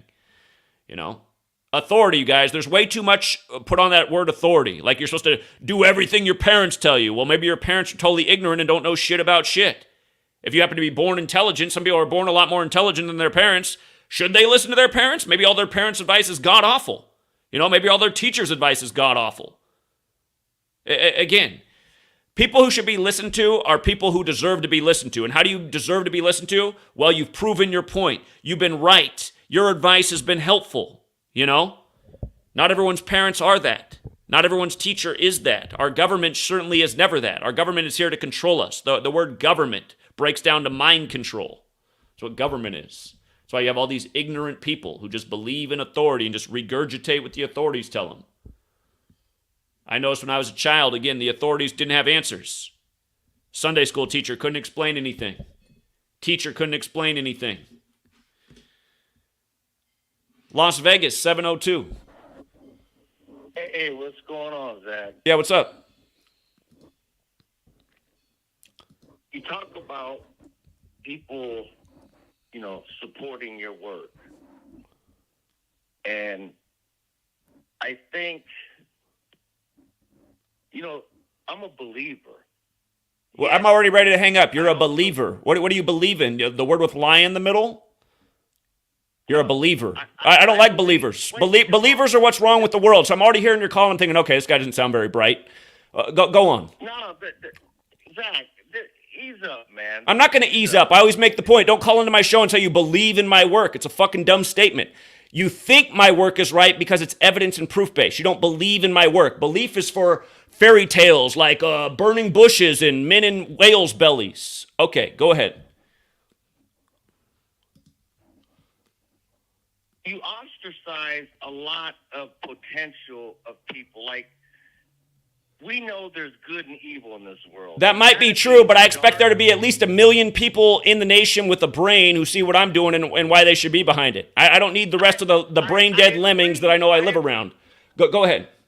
Zach, I'm not trying to argue with you, bruh. Well, don't call into my show and say believe. I mean, I've been going over this for a decade. Don't call in here and use that believe word. That's a word that needs to be eliminated. Okay, man. I tried. I'm not going to argue. We got people running the world that are evil. They believe in Luciferians. They deal in occultic darkness. So we know there's got to be a light. There's got to be an opposite of that. If not, we're just basically doomed. You're saying not enough people support or get behind Gematria.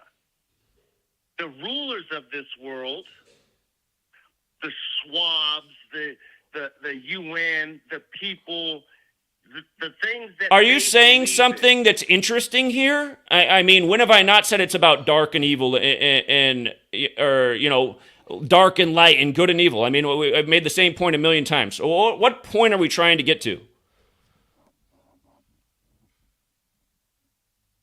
I don't think it can be overcome with just folks waking up to Gematria. When has that ever been the message? When has that ever been the message that we're just waking up to Gematria? I'm saying who is doing this, what systems we need to shut down and stop, and who we need to take the keys away from to the military.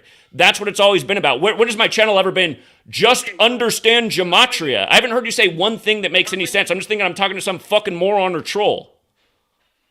I'm not. Come on, man. How much do you support the work? How much do you donate to the light? Here's the fucking light on this channel. How much have you supported? Well, I subscribed to your Patreon for the last 2-3 years. Okay, that might be true. It might not be true. I just had a guy begging me for money the other day, say he's been supporting the Patreon, and I look, he's donated $1. I may not catch every live stream and all that, but, you know, I keep that little recurring... You could be one of the trolls on there. I got trolls on my Patreon. I got people lying about supporting my Patreon. I don't know that you're really on there. I haven't heard one thing from you that makes me think you're a supporter of this work. I'm not trolling you. Let me ask, how many people would it take to overthrow all these different evil systems? People not participating in the system would break the system real fast. I mean, how many? 10% of the world? 20% of the world? 20% is a critical mass. Imagine 20% of America rising up. That's 60 million people. Yeah, that would be lovely. But honestly, I don't think it's going to happen because it's too deep rooted. You say it. Okay, adios. I'm sorry, guys. That's if he's on my Patreon, that's one of the trolls. Listen to him. Listen to everything he said. It was just fucking retarded. Everything that came out of his mouth is fucking retards. And anyone in the chat who doesn't know where I'm coming from is also a fucking retard. Calls him with believer shit. I don't want to hear the word believe on this channel. That word's a fucking plague. Everyone believing and not thinking. That's a huge fucking problem. Then listen to it. We can't even do anything about anything. Get the fuck out of here, loser. 480. Hey, Zach, this is Nick Wilkerson. I was just calling in about... Nick, I appreciate the support, but I mean, we're decoding NASCAR when we're talking about another fucking state getting wiped out by weather warfare. I don't care about a NASCAR thing right now. I mean, come on. No, but his driver that died was a girl that's all tied into everything. Okay, I get that. But all the dates he tweeted at 8:08 with the Hawaii thing, last night. There's just a lot of stuff, that's all tied into it. I was just gonna have you decode it. All right, I can look at it. I appreciate it, but I really am trying to stay on the topic of weather warfare, which is a super serious topic, especially as we're getting smoked out here right now. He finalized Twitter on 10/27. So the 127. Okay, appreciate that. Thank you. Yeah, you guys. Again, there's trolls that hang around here all the time, and I just have no tolerance for them. And anyone who thinks that last caller was anything other than a troll's a moron. God. Then he jumps to how we can't do anything about it. I mean, get the fuck out of here. Losers in the chat going, I see why he doesn't have support. You know why I don't have support? Because there's a lot of fucking losers in the world. That's why I don't have enough support, because there's way too many fucking losers in the world. If the world wasn't full of fucking losers and it was full of fucking champions, this would be a multi-billion-dollar movement a month. That's what it would be. If the world wasn't full of fucking losers. Because nobody's ever put in this much work ever in a decade. That's a fact too. I've been here every day for a decade proving my points about why we need to wake the fuck up and stop this Jesuit cabal that's going to burn down the fucking nation. Go forth and set the world on fire. And you little crybaby losers are worried that I'm mad? I wonder why I'm mad, you fucking morons. Too bad you didn't just burn up in Maui. That would have been a fucking ace thing to happen. Less fucking losers. Who cares if they burn up?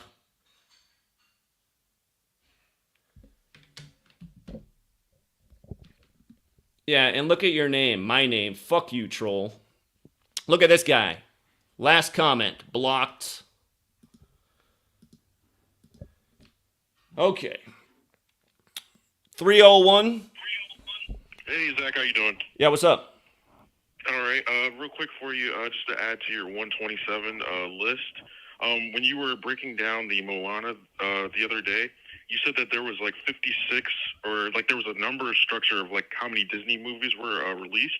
So I was going back and I was looking through that list. Moana's the 56th film. Moana's the 56th. Go ahead. Yeah, exactly, the 56. So I looked at that exact list on Wikipedia, and I was scrolling down to see if there was anything to connect with Hawaii. And there was a movie that was called Lilo and Stitch. I don't know if you ever heard of it.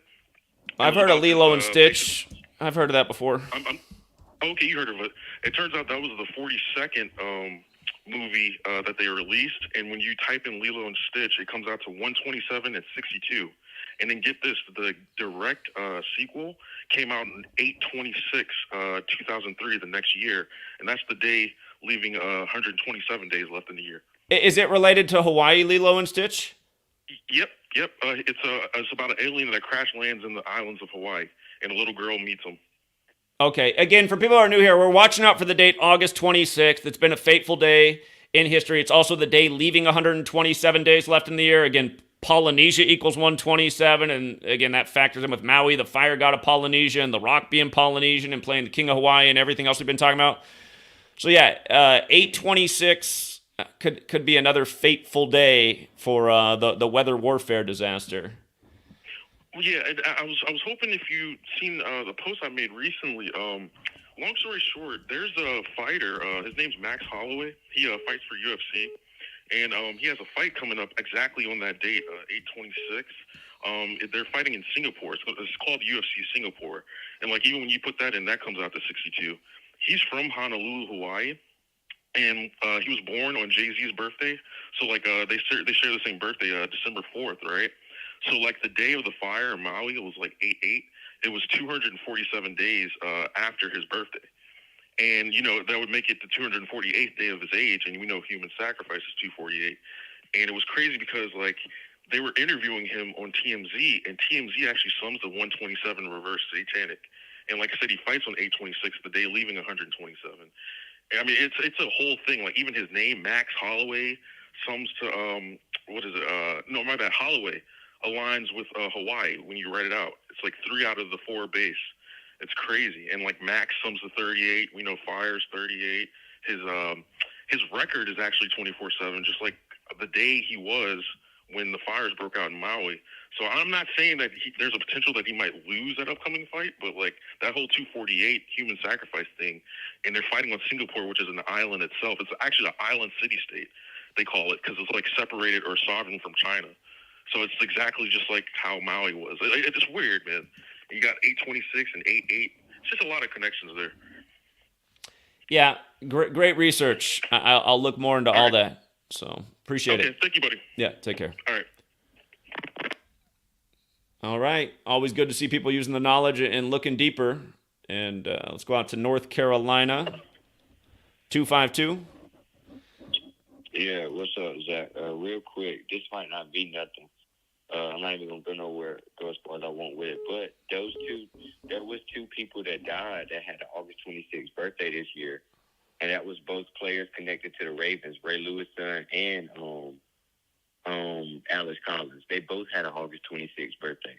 Like I said, I don't know where exactly it fits in, but that's a pattern that, I mean, talking about that could be something. Okay. All right. I'll keep that in mind. Yeah. August 26th. We're watching. Yeah.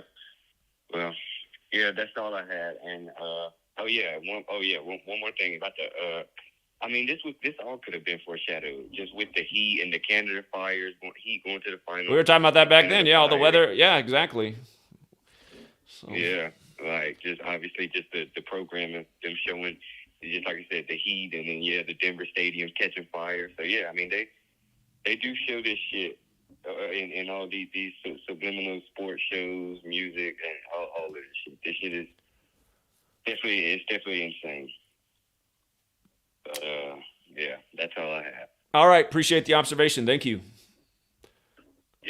Take care. Yeah, if you're new here, we've been talking about all the dead Baltimore Ravens this offseason before Super Bowl 58 when Baltimore's 58. R.I.P. to all those people. Just another year of scripted sports and ritual murder straight from your Jesuits. For people who think I'm rude and angry, it's because you don't understand where I'm coming from. You don't understand what it is to speak out for 20-some years about what's going on in this nation and people still not getting it.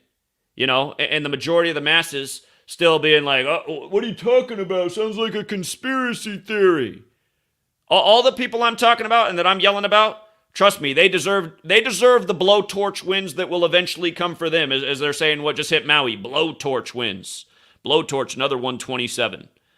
615, you're on.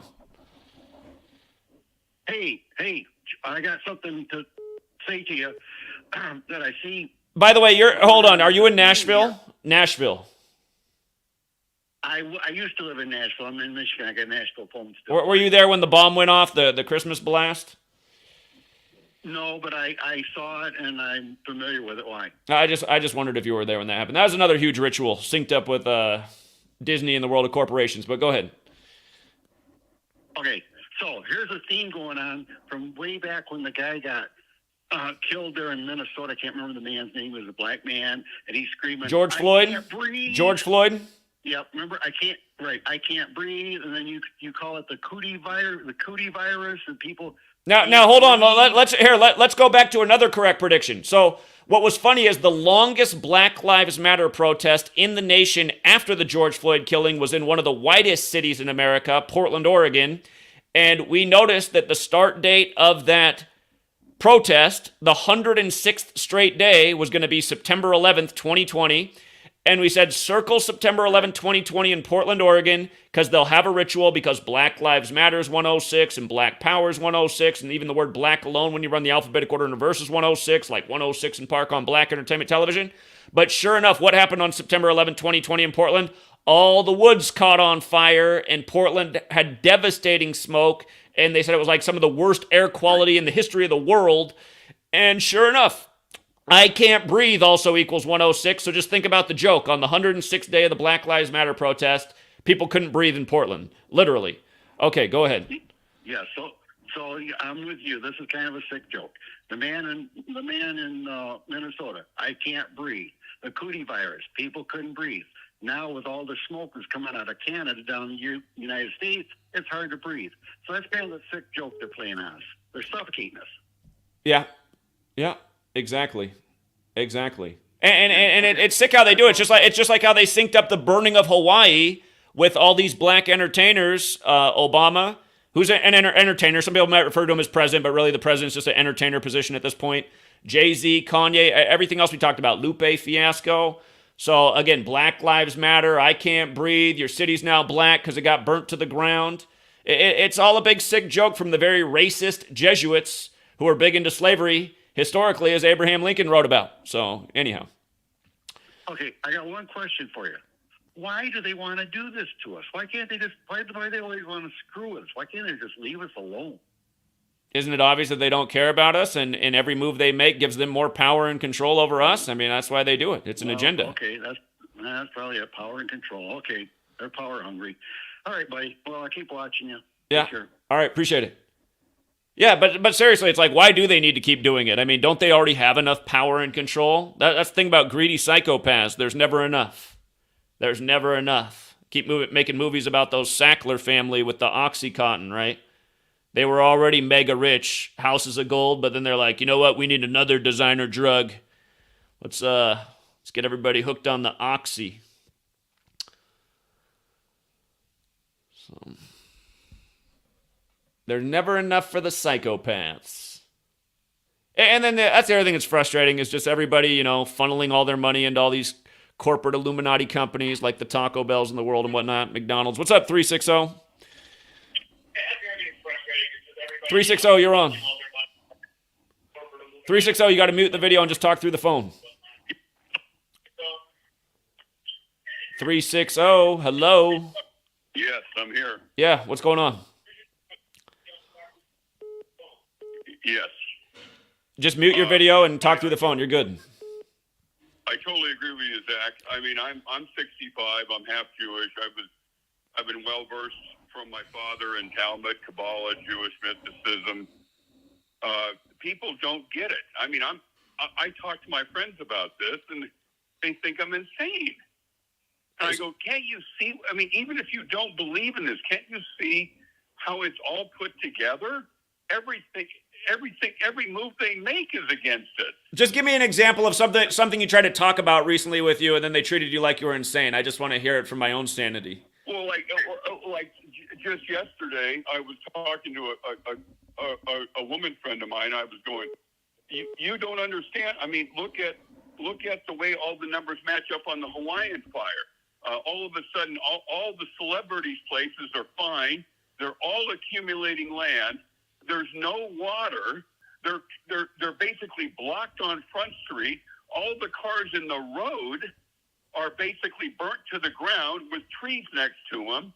So it looks like since the grass and the trees are grounded in the earth, I guess something doesn't happen to them. But the homes are ashes.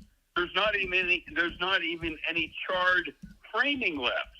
It's burnt to the absolute ground. No, you don't understand these new fires. Oh, God, The new fires. please. The new fires. Yeah, it's unbelievable. I mean, and just the way politics works, and I totally agree with you. I mean, if you look at the whole U.S. Representatives, House, Presidency, Senate, it's all theater. There's no, I mean, these people get elected that you never hear them talk about, hey, we've got to manage this or do or make any changes, or we're going to have lockdowns. The minute they get in, there's a whole propaganda that they're going to basically now implement that nobody ever hears about when they're running. The minute they get in, they're all for it. Exactly. I mean, if people can't see that this whole electrical thing, and why do they hate oil? Because remember, in the last part of the 19th century, the J curve happened. As soon as oil came into the picture, I mean, the greatest buildings have been built in the earliest 20th century. Nobody could move asphalt. Nobody could nobody could excavate. Nobody could build these cities. So what happened ensuingly at the J curve of population in about 1880, when the population was 1.5 billion, it escalated to what is it now, 8 billion? That's why they can't stand oil. It gives us freedom. It makes it we're able to build. The world population has went 6 times over in the last 120 years, and they don't know how to stop it because they want to control it. Yeah, it's obvious as they're moving everything to electric, even trying to get rid of things like natural gas. It's obvious that that's part of the agenda, just more control. And we've messed around with this green energy thing on the grid for 15 years. It's been a complete failure. Our electrical system is broken down. And I was even talking to somebody yesterday, because I was in Portland, moved to Portland to Vancouver. And I'm thinking to myself, could you imagine, she was saying, oh, well, we need the electric vehicles. Okay, let's just take our town to Vancouver, 100,000 plus. How many chargers are you going to need in the city to accommodate 120,000, 110,000 vehicles? Sure. It's just the infrastructure move. It's an impossibility. But people cannot think to the next thing. You know what I'm saying? They can't think it through. I'm with you. I understand your frustration. We're such lemmings. We just let them just roll over the top of us. Here, just to rewind to your conversation about the fire and the melted cars, but then the tree still standing. I mean, did you point out to your friends that the average forest fire burns at 1,400 degrees and still begins to melt at 2,500 degrees, so over 1,000 degrees hotter? And I go, what on the street is catching fire? I mean, I've seen a lot of big house fires. My uncle was a firefighter. The cars in the driveway aren't having the wheels melted off them. I'm sorry. Right. I mean, you can tell me the striping and the crosswalks and the asphalt are fine, but the cars are burnt to the ground. Right. It doesn't make any sense. Unbelievable. I always told everybody, the weapons that we pay for from the Defense Department with these unlimited budgets of our warmongering society and military these weapons will ultimately be used against us. I knew that. Well, I've been making that point since I was 18 years old when 9/11 happened, because it was obvious that that's what happened on that day. 100%. And when I first saw your channel about 5 years ago, like I said, I'm 65. My friends, they think I'm insane. They really do. I'm going, God, I can't believe you people cannot see this. This is completely timed. I mean, you go back in history. I mean, every astronaut's a Freemason. Secret societies, right? Secret society is an important part of this nation's history. Anyway, I support your work. I think don't get down, because believe me, you have an army out there, and we're trying our best. Well, I appreciate that. Thank you. Thank you, Zach. All right. Take care. Okay. Yeah, again, I mean, it is just frustrating, because that's all everybody's just programmed to do. Just anything that goes against the mainstream narrative is crazy, conspiracy theory, nonsense. People don't want to hear about it, but then they'll just sit there and turn on the TV and listen to bullshit and let it fill up their mind and let it become the reality they believe in, because they're so used to believing authorities. They're believing the lies of authorities. 443? Hey, Zach. Yes. Hey, man, look, I know. Hold on, you turn this down. Hold on a second. I'm watching live. Okay. I get your frustration, bro. I'm a little older than you. I ain't gonna lie. I'll be 55 on Friday, 26. Happy early birthday. I was looking up some stuff. Thank you. I was looking up some stuff, and I had that feeling that eventually on my birthday, some bullshit's gonna happen. But beyond all of that, your frustration comes from constantly wanting an outcome that is not going to happen unless people get more inconvenienced. You know what I'm saying? I've been saying the same thing too. Yeah, that exactly. Because people are still too comfortable. It's like they need the blowtorch wind on top of their head, and to survive that, to snap out of it. No doubt. And it's coming. It is coming. I've got out the army. I broke my back. And when I got out, it's been 33 years. If you were born in 1968, the year that you was breaking down, that basically tells us where all this stuff is coming from. I was 33 on 9/11. And now it's 33 years later. And I can see when I was 23 years.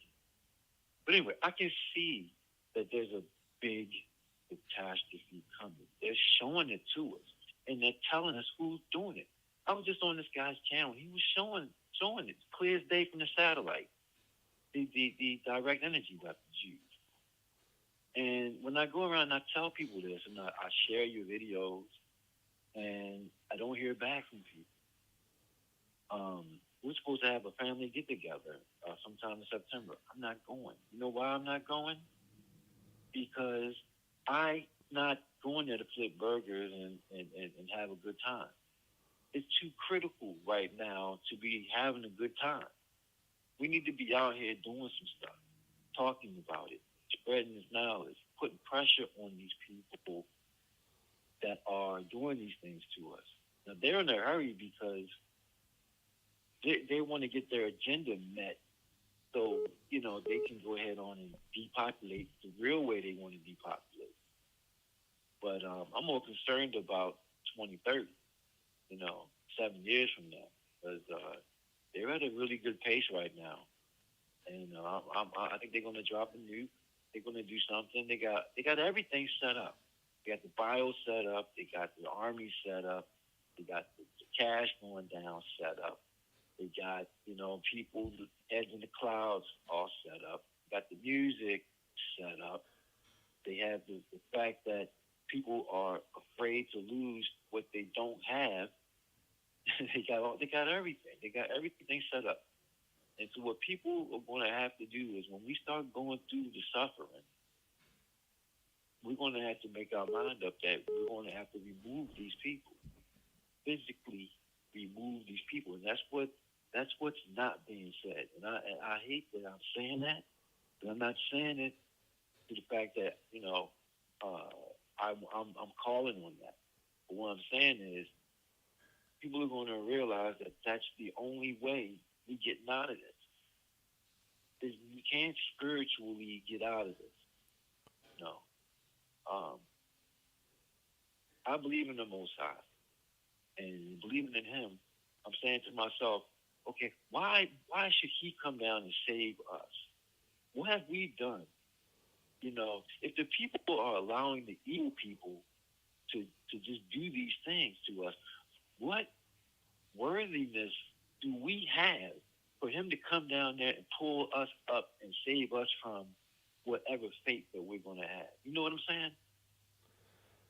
I suppose I see the line of thinking. Yeah, if you're not doing anything, how can you can expect anything to happen?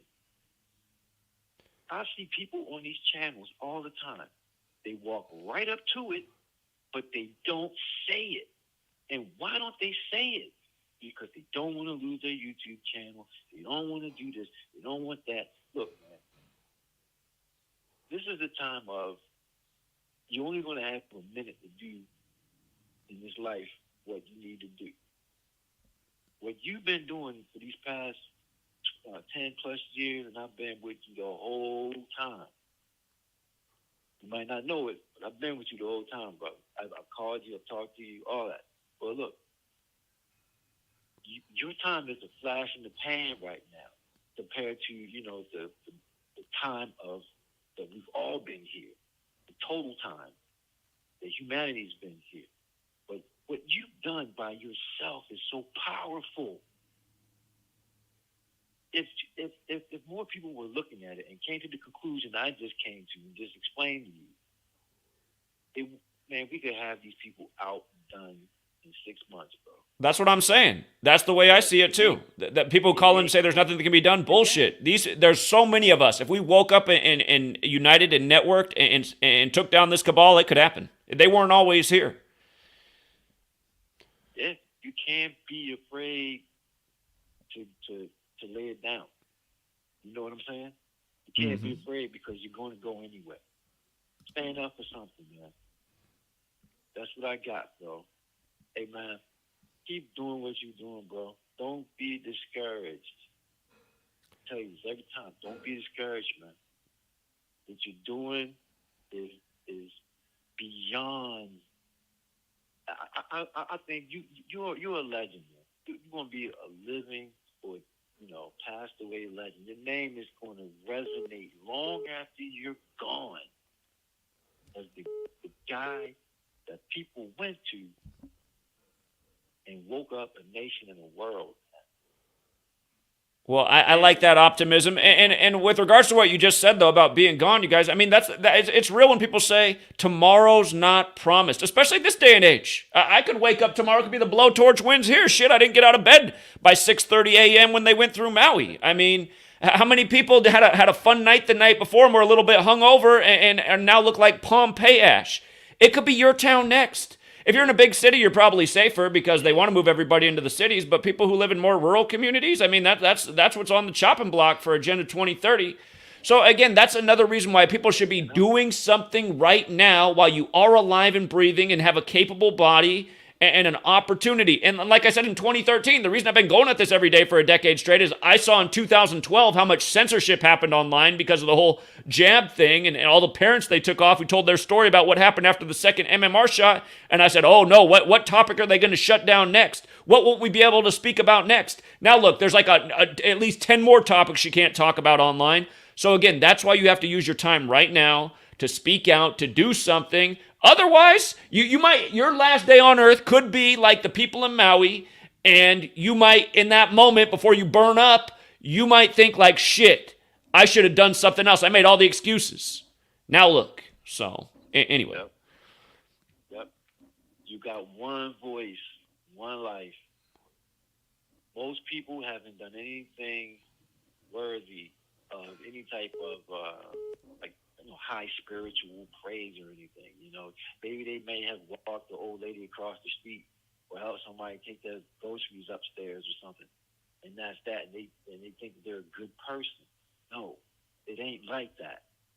You have to stand up for your neighbor as well as yourself. Because there are people out here that, they got problems. They can't do that. So they need every able body and every strong mind and strong will to stand up and fight this. If don't fight, what are you waking up every day for? You might as well just go ahead on and just, put a gun in your head and get it over with. Well, people are waking up to be entertained and enjoy another day, right? A lot of people think that that's what their responsibility is as a person, to get the most out of life, as much enjoyment. I hear that philosophy, but at the same time, it's like, okay, you got to take off that perspective and look at what's actually going on in the world you live in right now. If you enjoy this life and the nice things that it has, are those nice things going to be here in X amount of years for the young ones coming up right now at the rate things are going? That's the way I've always looked at the world. And I just watch the decline, and I think, I got to at least fight for the little kids. Look at them all. They're all obese now. They're all inside because of all these Amber Alerts and all this fear that's taken over the media. There's so much needless fear in the media. That's why the parks are empty. Everyone's growing up in front of the screen. There's so many things wrong in America right now, in the world. And again, you got to stand up for those. You just said, it's not nice enough to just help the little old lady carry the groceries up the stairs. You know what? I'd say if a little old lady needs help carrying groceries up the stairs, definitely do that. But yeah, I get the point you're making. You got to do more than that. You got to see the problems of the time and make sure you're part of that timeline that was the solution, or at least trying to stop that evil. So yeah, I completely agree with that. Can't be afraid in this time. Can't be afraid. They're trying to take everything from us, and they're trying to do it in the most corrupt, evil way possible. And then they get on here and show us what they're doing and who and why. We know who they are. They're not hiding it anymore. We know who they are, and they're making it to where it's like they're separating themselves from everyone else. And it makes it easier, but people have got to see it. And we're not going to see it, Zach, until we go through some real-time suffering. And I'm afraid by then, the will is just going to get sucked out of people, because there's 80% of them are just weak, bro. It's the 20% of us, man, that's going to be the ones that can actually get it done. And I'm not dependent on nobody. I'm just going to do what I do and take my cues from people like you and a few others that I've gravitated to, and just try to take that and run with it and put my little spin on it, and to say, hey, look, I'm here. Whenever things get down to the gritty, I'm here, and I'm going to be here. That's my mentality. I've had that. Quick story, I'm going to get out of here. When I got out of the Army, I went to Atlanta, and I was looking for a job, and I was living in Columbus because I left out of Fort Benning. So I was driving from Columbus to Atlanta every day looking for a job. Finally, somebody told me, yeah, you can go into those little office parks. That's where the big money is at. You might not think that, but that's where the big money is at, in those little office parks. I drove in the office park and walked in, filled out an app, and this guy came through. And he said, well, I see you just got out the Army and everything, and you got some schooling. But I'm not supposed to tell you this, but you're not affiliated. And I was like, affiliated? What are you talking about? He's like, you don't have a fraternity behind you, or, the Freemasonry stuff behind you. And he said, you need to go in and do that, and then, these doors are going to open. And I thought about it. I said, well, why do I have to do that if I've already basically have done something similar to that? I'm not a part of an organization. No, I'm not joining an organization so I can, get a good job. You should get a job on your merits anyway. And that's how I started getting into this truth. Ever since then, it's just been coming to me. Somebody gave me a book, The Committee of 300. Read that, and I was like, wow. Then it came back to me about that day where the guy told me I needed to be in a fraternity and all that other stuff when I saw what it really was. And I thought it was so wrong and I said, you know what? There's a lot more to this than what I'm seeing. And ever since then, this is 1990, ever since then, I've been doing research and looking at stuff, and situations been coming to me, and I've seen it. I came up in the Catholic Church. I've seen all that. I'm from Baltimore, man. I'm still living here. And I'm seeing all of the stuff that they're doing here in this city right now. And I'm saying to myself, it's all coming full circle to me. And we got some strong people in Baltimore, man. Don't sleep on Baltimore. But the thing is, they've been trying to gaslight us for a minute, but they have not been successful. And the reason is that sometimes being not tapped in is a good thing, because your ignorance is not letting you get taken advantage of. And I think some people that don't know what's going on as far as this concern are going on their own natural feeling that something ain't right. Then I come along and I tell them what it is, what they think is not right. You're feeling right. You're right that you say that something ain't right. It's this stuff. Then I open them up. And they say, oh, okay, I get it. Now I've got them. And now they're coming over to this side. And that's how it's going to have to go. But then there's going to come a time where you're going to have to stand on whatever it is you have, because once they cut this internet and all that, the book's closed. And you're stuck with whatever info you had. That's why it's so important what you're doing right now and the people you're reaching.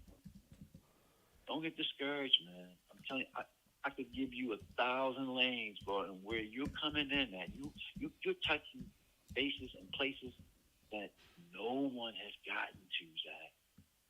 You're getting on it 3 and 4 times over.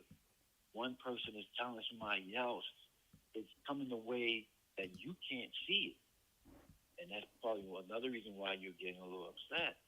You can't see it. But I'm here to tell you, brother, it's out there. Out there, you're out there, man. People know. They feel it. They're gravitating to you. It's just taking a minute, man. It's taking a minute.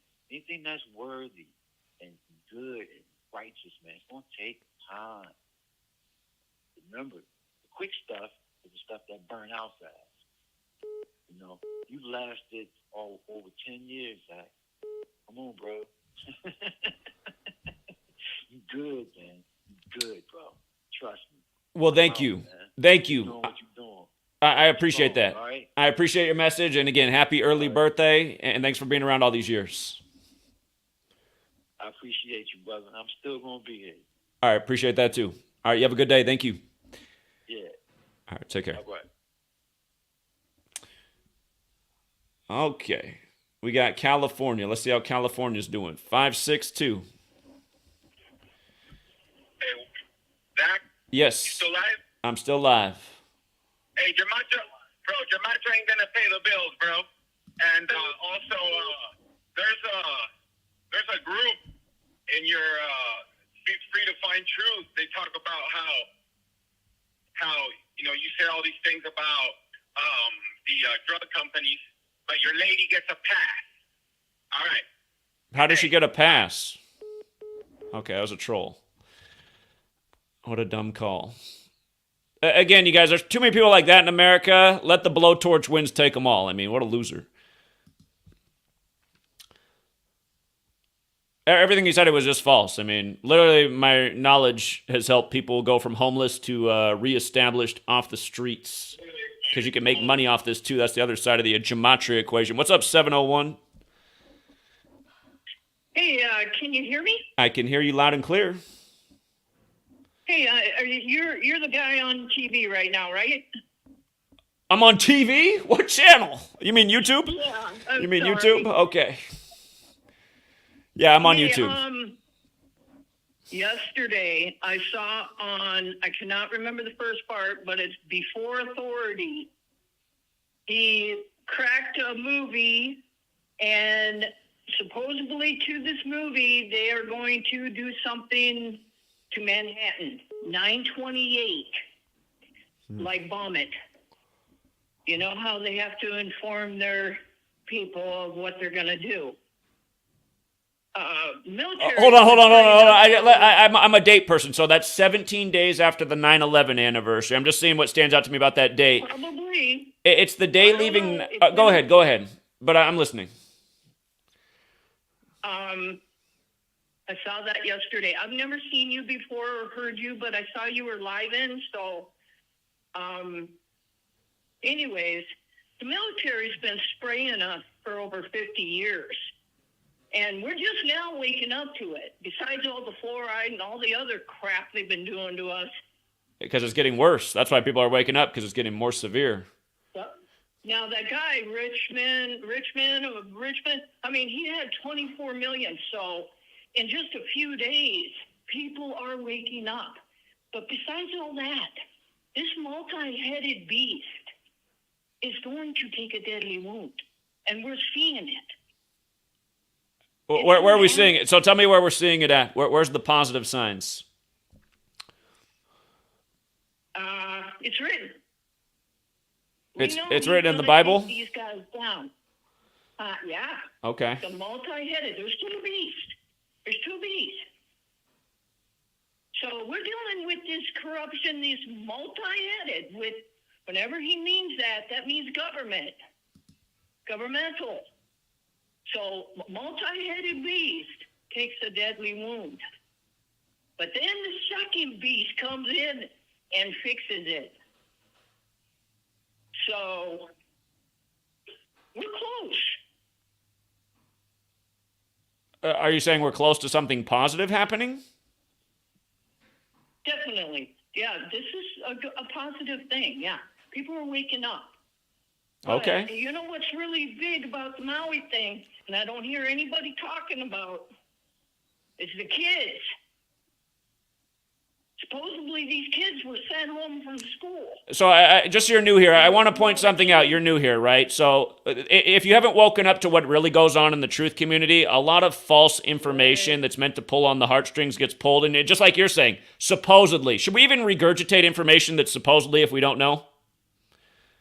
Well, the kids were there, but supposedly they went to school and were sent. Right, there's no proof that any of this happened. Have you looked on? I was trying to find myself if there was any evidence that school was out that day and a whole bunch of kids were home alone. I couldn't find anything about that anywhere.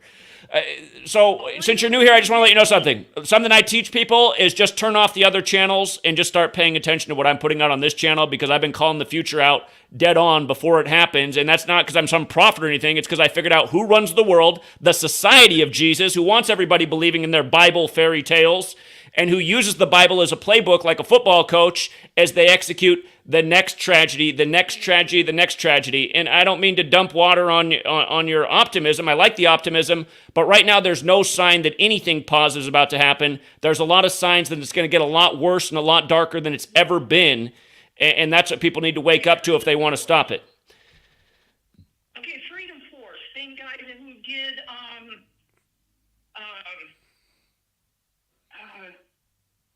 I can't remember, I'm sorry, but he's already criminally charged Biden's, the three of them, Hunter, Dad, brother. They've already been, they just blew them up. It's no. You're new here. Do you want me to go through the whole Hunter Biden joke and what a big Jesuit joke and distraction is? People need to understand, everyone who gets in that Oval Office is a Jesuit. Doesn't matter if they're Republicans or Democrats, they control both parties, and they keep them constantly entertained and divided with their latest distraction. Everything about Hunter Biden is a distraction. It has literally nothing to do with anything in the world. And there's a lot of people who think like the Hunter Biden thing is some media cover-up, when no, it's been in the media the whole time. It's a distraction. It's a ritual. There's nothing that's relevant about what's going on with Hunter Biden. What is relevant is Joe Biden sacrificed his wife, daughter, and child in a Jesuit ritual, just like Trump just sacrificed his ex-wife in a Jesuit ritual, and his brother the other year on the Jesuit order's birthday. This is the stuff people should be talking about, not talking about, the latest Hunter Biden headline by the numbers. Hunter Biden's in court. Here, do you remember how a few weeks ago it was Hunter Biden was driving 172 miles per hour, and then a few weeks later he's in court 172 days from his birthday? There's a reason for those numbers. It's because of the Jesuits. Their motto, Ad Merum Dei Gloriam, is 172. Anyhow, thank you. You're calling into my channel. I appreciate that you're watching today, but you're calling in with all the rest of the bullshit that the fake truth community, the co-opted truth community that promotes the Bible, which is more Jesuit bullshit. the fake news, the politics. You're calling in with all that stuff, which is nothing. Not to be totally offensive, but again, you get red pills on this channel. You're calling in with nonsense and nothing. I'm showing you what's going on. Please stick around and listen, but please also stop with all the crap that they want you to regurgitate that does nothing for humanity. We don't need any more of it. That toxic junk's all over the web, and it doesn't take us anywhere. But thank you so much. You have a good day. Okay, she was lost in the clouds listening to all the bullshit that circulates online. All that shit can be shut down. Again, I don't mean to sound crazy or arrogant, but this is the channel that has the facts and the information. Pretty much everybody else who ignores this work is the full of shit, vomit purveyors that do things like supposedly a whole bunch of children. It's just like supposedly based in what? All you're doing is putting shit out there that people like to regurgitate. Anyway, what's up, George in Seattle? What's going on, Zach? How you doing? Yeah, what's up? So, after following a channel that is one of the Aboriginals, Black Aboriginals, Aboriginal Global Media, he wrote his book pretty much tying in everything that you have proven with Gematria. It's through the backdated history of the Masons. So, for instance, Flavius Josephus and Paul, both of these men have the same exact writings. If you compare their writings, they're literally identical. So how did these two men have the same writings and they knew the same people in 33 different cities, supposedly, 33 different people, but Paul and Flavius Josephus never crossed paths. They never met. They never knew each other. It's not possible. All of the Gematria is tied into backdated history that they came back and put in. The oldest script of the Old Testament is only, I think, 1,100 years old tops. You know, it was writing on the walls of the cave. There was cuneiform text that you'll find with the Sumerians and the older civilizations and the Levant and that area. And then you'll have papyrus, which is exclusive to Egypt. And then you'll have paper after that, I think, via the Chinese. So all of this old, backdated history, it's not 2,000 years old. And the Gematria is only possible if someone goes back in, makes up all these names, makes up all these dates, and it comes down to resonant frequency. Only through a high enough resonant frequency of us believing the bullshit can they have the self-fulfilling prophecy. So I need to buy his book because he just did little snippets and previews, but I need to buy his book, send you the PDF so you don't have to pay for it because it's pretty expensive. But he has all the evidence laid out so you can literally see how complete you have been. But this is like the other half. It's like it's explaining exactly where they went in and made this Gematria possible and how old this you could say this unholy alliance really is, and how they even dated history. There was AVBC, even I think 800. Okay, the year would have been roughly 800 AD in their calendar, but in that time, people weren't writing the date like that. They had two different variations of writing the date, and he goes through and you see the actual scripts, you see the cuneiform, you see everything that has been proven in the Ebla archives, because the Ebla was just I think it was it would be southwest Sumeria, roughly. So if there's no evidence, then you cannot believe blindly. And that's, I think, what we run into with the Christianity. Blind faith, blind belief, no evidence. They're not thinkers, they're just believers. So and it's not just the Christians. It's not just the Christians. There's a lot of people in this nation who might not be Christian anymore, but they came up with the same. It warps the brain. These bullshit beliefs from a young age warp the brain in a very bad way. The next thing you know, you're believing the bullshit in the classroom. The next thing you know, you're watching the news where they're telling you a forest fire melted cars when forest fires burn at 1,400 degrees and still begins to melt at 2,500 degrees. Again, these are impossible things. It's just like how 9/11, the official 9/11 story, is literally scientifically impossible. But everyone believed it. And what drove me nuts as an 18-year-old is I said, okay, where's all the adults and scientists and lawyers who supposedly went to school so they could be about justice? Where is everybody right now? Oh my God, what's wrong with the state? Then it dawned on me, oh, everybody's controlled by money. Oh, I see, you speak out, then you lose your job. you lose your way of life. So really, the only thing that matters is in God we trust, just like how God has the same gematria as dollar in bank. Just everyone just believing in authorities, towing the line, going along with the nonsense. It all starts at a young age. But yeah, I hear everything you're saying. I'm just regurgitating. Go ahead. And I want to shout out to all the people who keep bringing up that fraud punk Billy Carson.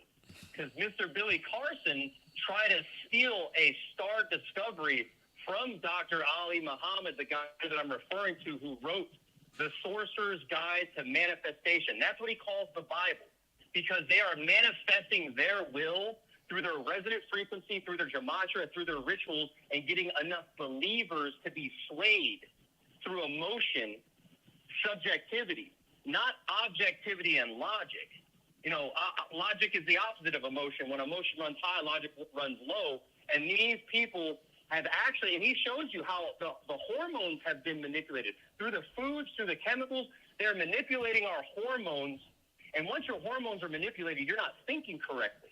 So if your health isn't in tune, your cortisol's high, you're stressed out, your testosterone's low, your estrogen's up. How many of these men today cannot think clearly because their hormones have been manipulated and they can't even get that in line? That's where I think it begins, so that your mind can think correctly and your logical, you know, part of your soul comes out. And we could go on and on, man, but I have to get you this book. I'm going to bite the bullet, because he had it when he was first premiering it. He had it at like a better price, but he's like, guys, better get it now. And then the price went up. So I'm still going to get it, send you the PDF, so you don't have to, and you can kind of just comb through, and whatever examples that you like have probably done yourself, because I need to compare both of your first book, because that's where like the encyclopedia would be. But second book has just as much information, but tie it all together and see the similarities, because he calls out the Jesuits nonstop.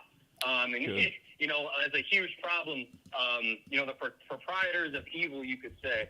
But I'm not going to take up too much of your time, man. And also, Mike Morales, that's the guy I shouted out. You know, I called the other day. After he exposed the Paradise, California fire footage, and I have this on a computer. I just need to get out of the storage unit. I've just been really lazy. But I need to send you the footage that he has of the dudes being shot in. The projectile that got launched 5,000 feet in the air exploded, caused shockwaves off the coast of California. When the first shockwave hit L.A., the fire in L.A. started. So it's all a military operation. But the best part is 1970, the Department of Agriculture and Forest Management dropped the document, and it's been unclassified now for some time. But the title of the document is Using Forest Fires as a Military Weapon. So they've literally admitted it in their own documents. And then when you see Mike Morales' evidence, it all comes together. And I actually sent Mike Morales the computer that he's been using. So at that time, he had 13,000 subs running off his Windows XP computer. And that computer kept breaking down. He would have glitches in his presentations.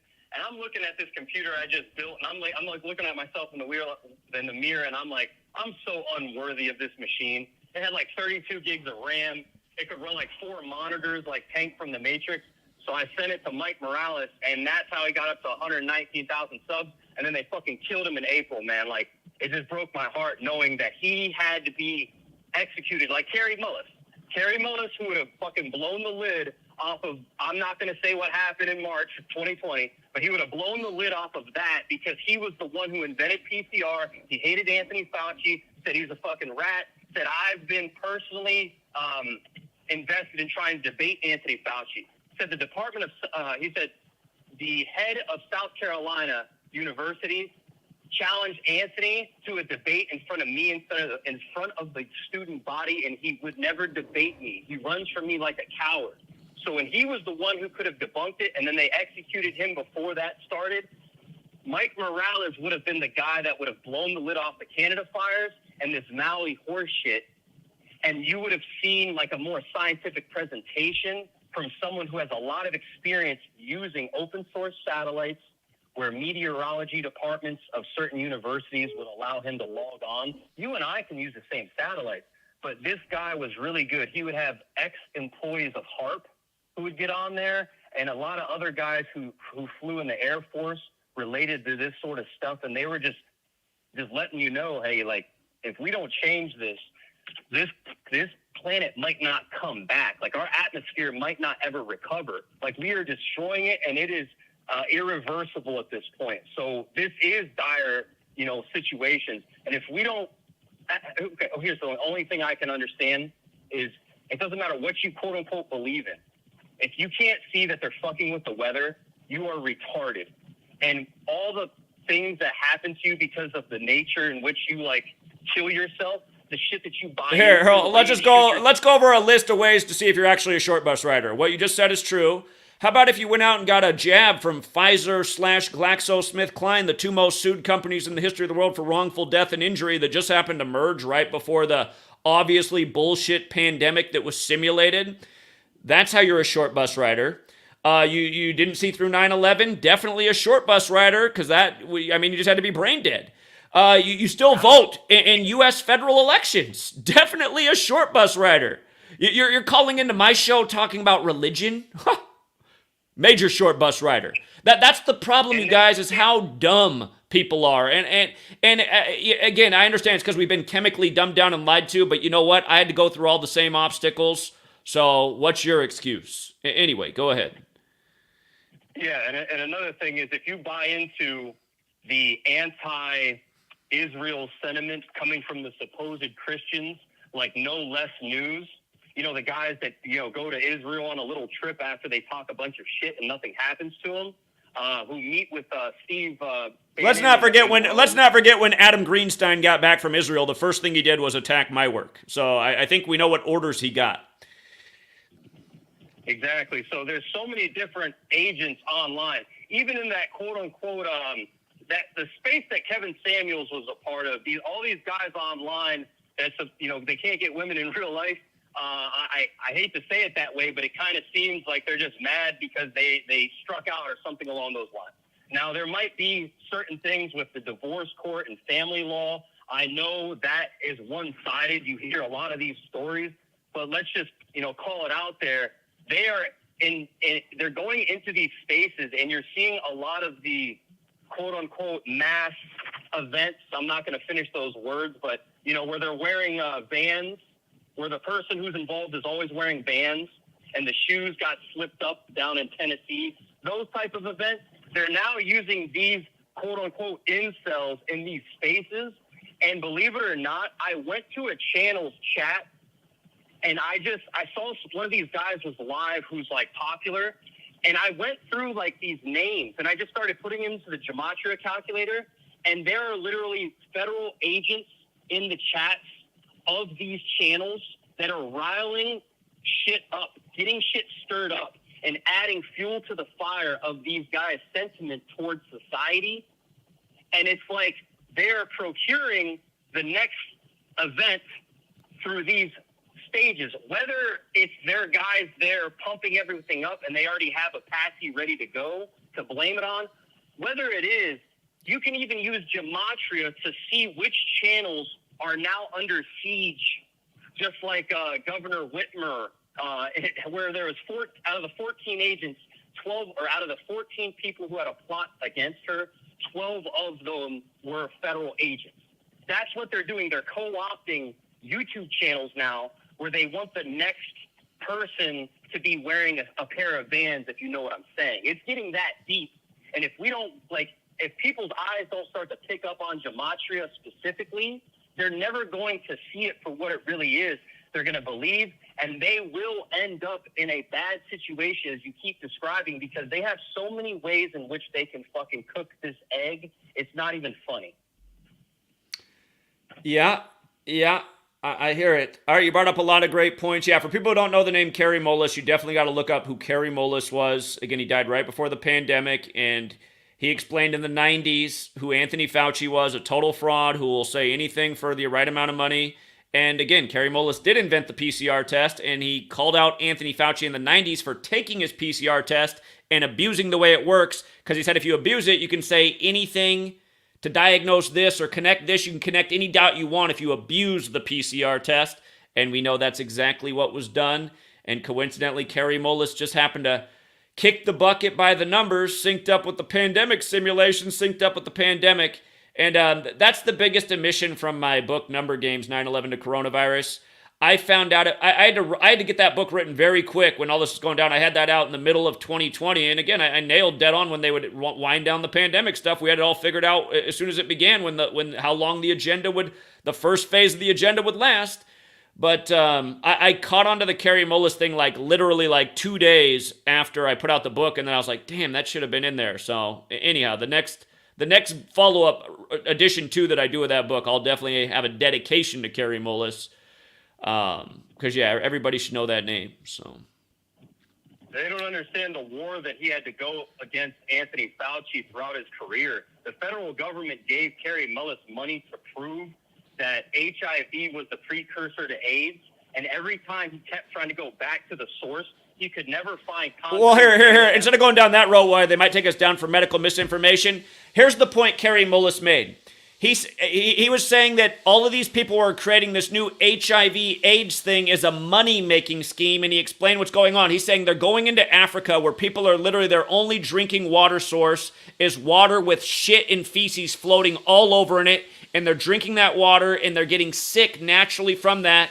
And now you got Anthony Fauci and co. going over there and saying, see, these people are really sick from HIV/AIDS, so let's partner up with Trojan and send them a bunch of condoms.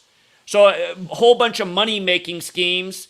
And Kerry Mullis is saying, I don't see any proof that there is this HIV/AIDS, but I see where all this money's being directed to through these people.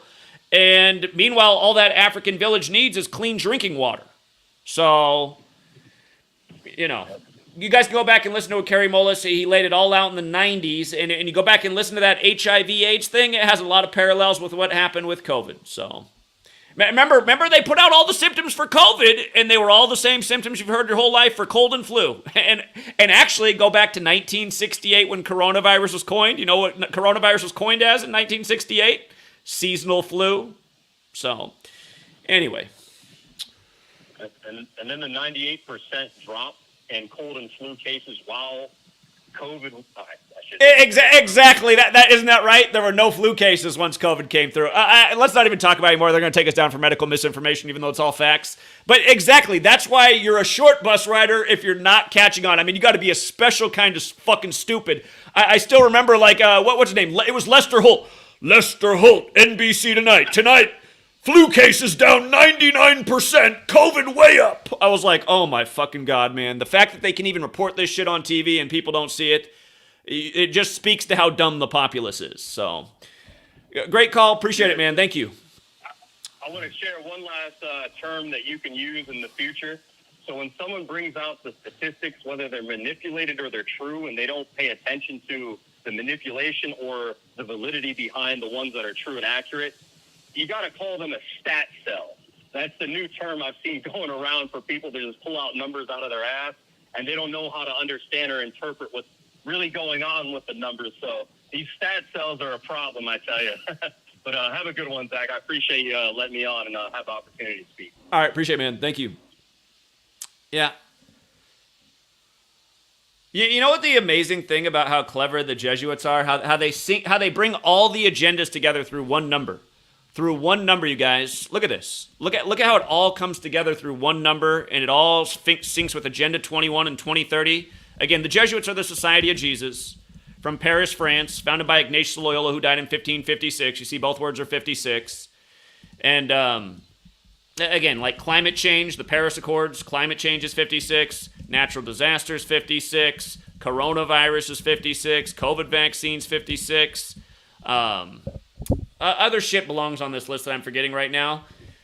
But again, remember, if people don't know, the whole COVID thing, they achieved a lot of the Agenda 21 and 2030 protocols because they got emissions down because everything was shut down. But all of this stuff fits together. And, here was the Jesuit scumbag who was the face of the pandemic, Anthony Fauci, another 56, just like Gavin Newsom, who again said California, he's locking it down because 56% of California is getting the virus in 8 weeks, which is 56 days. And, you had Donald Trump. Donald Trump, 2020 was 56 years after his Jesuit education began at Fordham.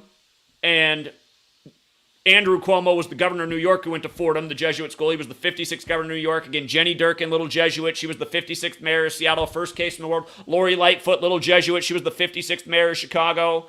It was synced with Tom Hanks in Sleepless in Seattle. His wife dies from illness in Chicago. He moves to Seattle. The first two cities in the world outside of China with COVID are Chicago and Seattle. And then it goes with Lori Lightfoot having the same birthday as Obama, who won the 56th election. But again, just this number is in all of their agendas, and you just pay attention. There's so much abuse with it. It's why this unprecedented thing is happening to California, synced up with Jesuit Gavin Newsom's 56th birthday, as we began the stream with. If you got here late. Oh, by the way, Public Enemy put out What You Gonna Do When the Grid Goes Down 56 days after Chuck D's birthday, and then it was synced up with the Valentine's Day blackouts that followed. And if you don't know, that's Arizona, the Valentine state on the cover. We called that out before it happened, many months in advance. And here, let me just tell you a real story about just the way people are. There was a woman who was so grateful because she said, I saved her life. She thinks she would have froze to death in Texas had she not been prepared from watching my work. So because she was grateful, she came out and pounded pavement in New York, but she brought her teenager with, and she was dragging her teenager through the streets. And we were out in New York. We were out day and night. And, I just thought it didn't seem right with her kid. And there was also another issue where she'd recently had the cops called on her because she went out to another pavement pounding thing and left her kid at home. So I understand, single mom, she needs to take care of the kid, but I told her at one point that she should probably take her kid home because I appreciate her being out there, but the kid was miserable and she hadn't slept for like 3 straight days while we've been grinding. And just for telling her, to take care of her kid, she just she abandoned me and started talking shit online. I mean, so it's like, okay, I saved your life, but now because I told you to stop dragging your kid through the streets of New York for the, X amount of time, you're going to run away? I was just trying to give her real constructive advice. That's the problem with people. People are so flimsy and weak, and you do one little thing and they just throw the baby out with the bathwater. So it's like, what happened to saving your life? You think you'd stick around for longer than being told to stop dragging your kid through the street? She was literally screaming and embarrassing. Her kid fell asleep in public, and she got real mad, and I was like, well, I mean, if I was a teenager up for over 48 hours, I'd fall asleep too. So anyway, I'll just put it that way. That lady was no angel. So, but yeah, again, from understanding this and the repetitiveness and what's going on, it's easy to see who's doing all this, who's putting out the albums by the number, what you gonna do when the grid goes down. Just like why Mountain Dew put out the Pitch Black flavor this year on Martin Luther King Jr.'s birthday, the only black American with a holiday named after him, as they sync up Hawaii with all these black celebrities as they turn Lahaina black. Again, it's a sick joke. And by the way, black. If you guys don't know, the Black Lives Matter thing, it's totally Jesuit. That's why they painted Black Lives Matter in by the way, this nation's capital, Washington, D.C. Totally, Washington, D.C. has been a Jesuit stronghold for longer than the federal government's been there, and that's probably when the country was fully taken over by the Jesuits when we moved the capital back there way back in the 1700s. But, again, that's why they painted Black Lives Matter on the streets on the 5th day of the 6th month, which is the day in history that Ronald Reagan died, another one of their favorite actors that they stuck there in the Oval Office, who has all the parallels with Trump. And then again, 56 years after Trump's Jesuit education began. And did you notice what Trump did by declaring the national pandemic on Friday, March 13th, when Friday the 13th is associated with the Knights Templar, and the Templar cross is in the middle of the Jesuit logo, who's the Society of Jesus? But again, he did it on March 13th, 2020, 3 plus 13 plus 20 plus 20, 56, on a 56-date numerology, no less. Again, that's why you learn this knowledge. You see, Trump's not on your side. Neither is Joe Biden. These political parties are not on your side. They are owned and controlled by this Jesuit cabal that owns this nation, its government, its media, its money system, its military, its weather control mechanisms. 770. 770. Yo, Zach. Yeah, what's up? Can you hear me? What's up? Yeah, look, you keep getting upset about everyone pointing out about the kids being out of school. If you go to the local high school, Raha Luna High, it says it right there in the news announcements, no school at 8-8. Amy just posted in the chat straight from the school. She says that the kids were sent home at 11 a.m. local time after the fire broke out in Lahaina. So they were sent home at 11 a.m. on August 8th, but they weren't at home. School wasn't canceled the day of the fire. La Luna High School, the oldest high school there. They even talk about it being the first European school there. They had the news and announcements. None of the high school kids were told to come in that day. She just posted from the school district for the area that they were sent home at 11 a.m. Bro, just if you go to their high school website right now, they didn't take it down. It's news and announcements. No school today, Tuesday, August 8th. Okay, I'll look at that. Oakland High School. Okay. Well, so if that's true, I'll look at that. But if that's true, that's what people should be saying. Not everyone called around just like that lady and said, supposedly. It's like, why is this what's getting circulated? Supposedly? Let's come with some facts. If you notice, what I do on this channel is show facts every single day. Stuff that's worth sharing. Facts are worth sharing. Speculation and gossip's not worth sharing. So I'll look at what you said, but I haven't heard anybody share that specific information. So. All right, man. I appreciate it. Take care. It's just a basic Google search, man. All right. Thank you. Yeah, and I'm not saying that's wrong. I'm just saying I hate how all the information that goes viral in the truth community is non-usable information. It's always speculation. I mean, the only thing that Google's allowed to go viral in the last decade in the truth community is the flat earth theory. And like I said back in 2015 when that went viral, I said, are we seriously arguing about the shape of the earth right now rather than what's going on Earth? I mean, you got to be a moron. You got to be a moron. We're living in the post 9/11 agenda, you know? Sophisticated military technology is being used against the people of the world and the people of the United States for a serious agenda. We don't have time to argue about the shape of the earth. That's irrelevant. Flat earth, spherical earth, back of a turtle earth, whatever earth you want to believe in, doesn't matter. The Jesuits are running it. They need to be stopped. Let's stick to facts. Okay. 661. Hey, Zach, I called earlier with the Joe versus the volcano, Tom Hanks one. Real quick, sorry, thanks for taking my call. The Catholic Church was not burned in Lahaina. Yeah, right. Joe Biden's going to be there. It was built in 1846. The address is 712, also like Pearl Harbor Day and the day that Josh Green was at the United Nations. But also built in 1846. Now number 46 is going to be there tomorrow on Hawaii's birthday speaking. Okay. For people who don't know, it goes with Joe Biden going down to Uvalde after that huge Jesuit ritual and speaking in the Catholic Church on JFK's birthday, who was assassinated in Texas, and part of the ongoing gun control legislation in this nation. Go ahead. Okay. Now, related to that, I was doing some research, and I found out that the Mormon church in Lahaina also did not burn. That's interesting because in recent years, the Mormons opened a temple right next to the Vatican. Go ahead. That's correct. And the president of the Mormon Church visited with the Pope on a 9/3, I think it was March 9th, or is it 9/3 date numerology? Another 93. Story. The word Mormon also equals 88 to go with that 8 list in this town burning on 8/8. I'm going to have to look more into that one. Coincidentally, when the Mormon prophet visited with the Pope, he brought along a guy named Mark Woodruff. And Mark Woodruff is like the great-great-great-great-grandson of Wilford Woodruff.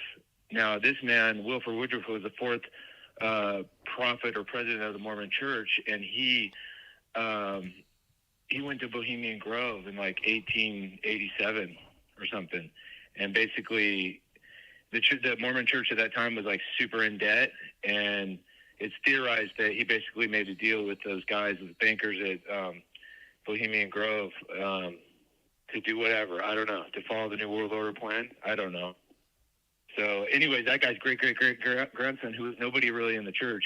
I mean, he worked at one of the universities, I think, or something, but he was appointed just for that trip. He was appointed as the personal secretary to President Nelson, the Mormon president. So, that's really weird. You know what I mean? Yeah. Interesting. Yeah, so there's a lot to that. Like, when the Mormons were run out of Missouri, Governor Boggs is the one that issued the extermination order. Well, Governor Boggs' great-great-grandson or something was this guy called Hale Boggs. Hale Boggs was the only guy to vote against the Warren Commission on JFK. So he's the only one that said, no, this is not legit. This is not on the up and up. And that's the great-great-grandson of the guy who kicked the Mormons out of Missouri. You see what I'm saying? Like, this is a circular thing. This is a... everything they do pays tribute to history. It's amazing. It's generational. It's amazing how they do this. Yeah, everything they do pays tribute to history.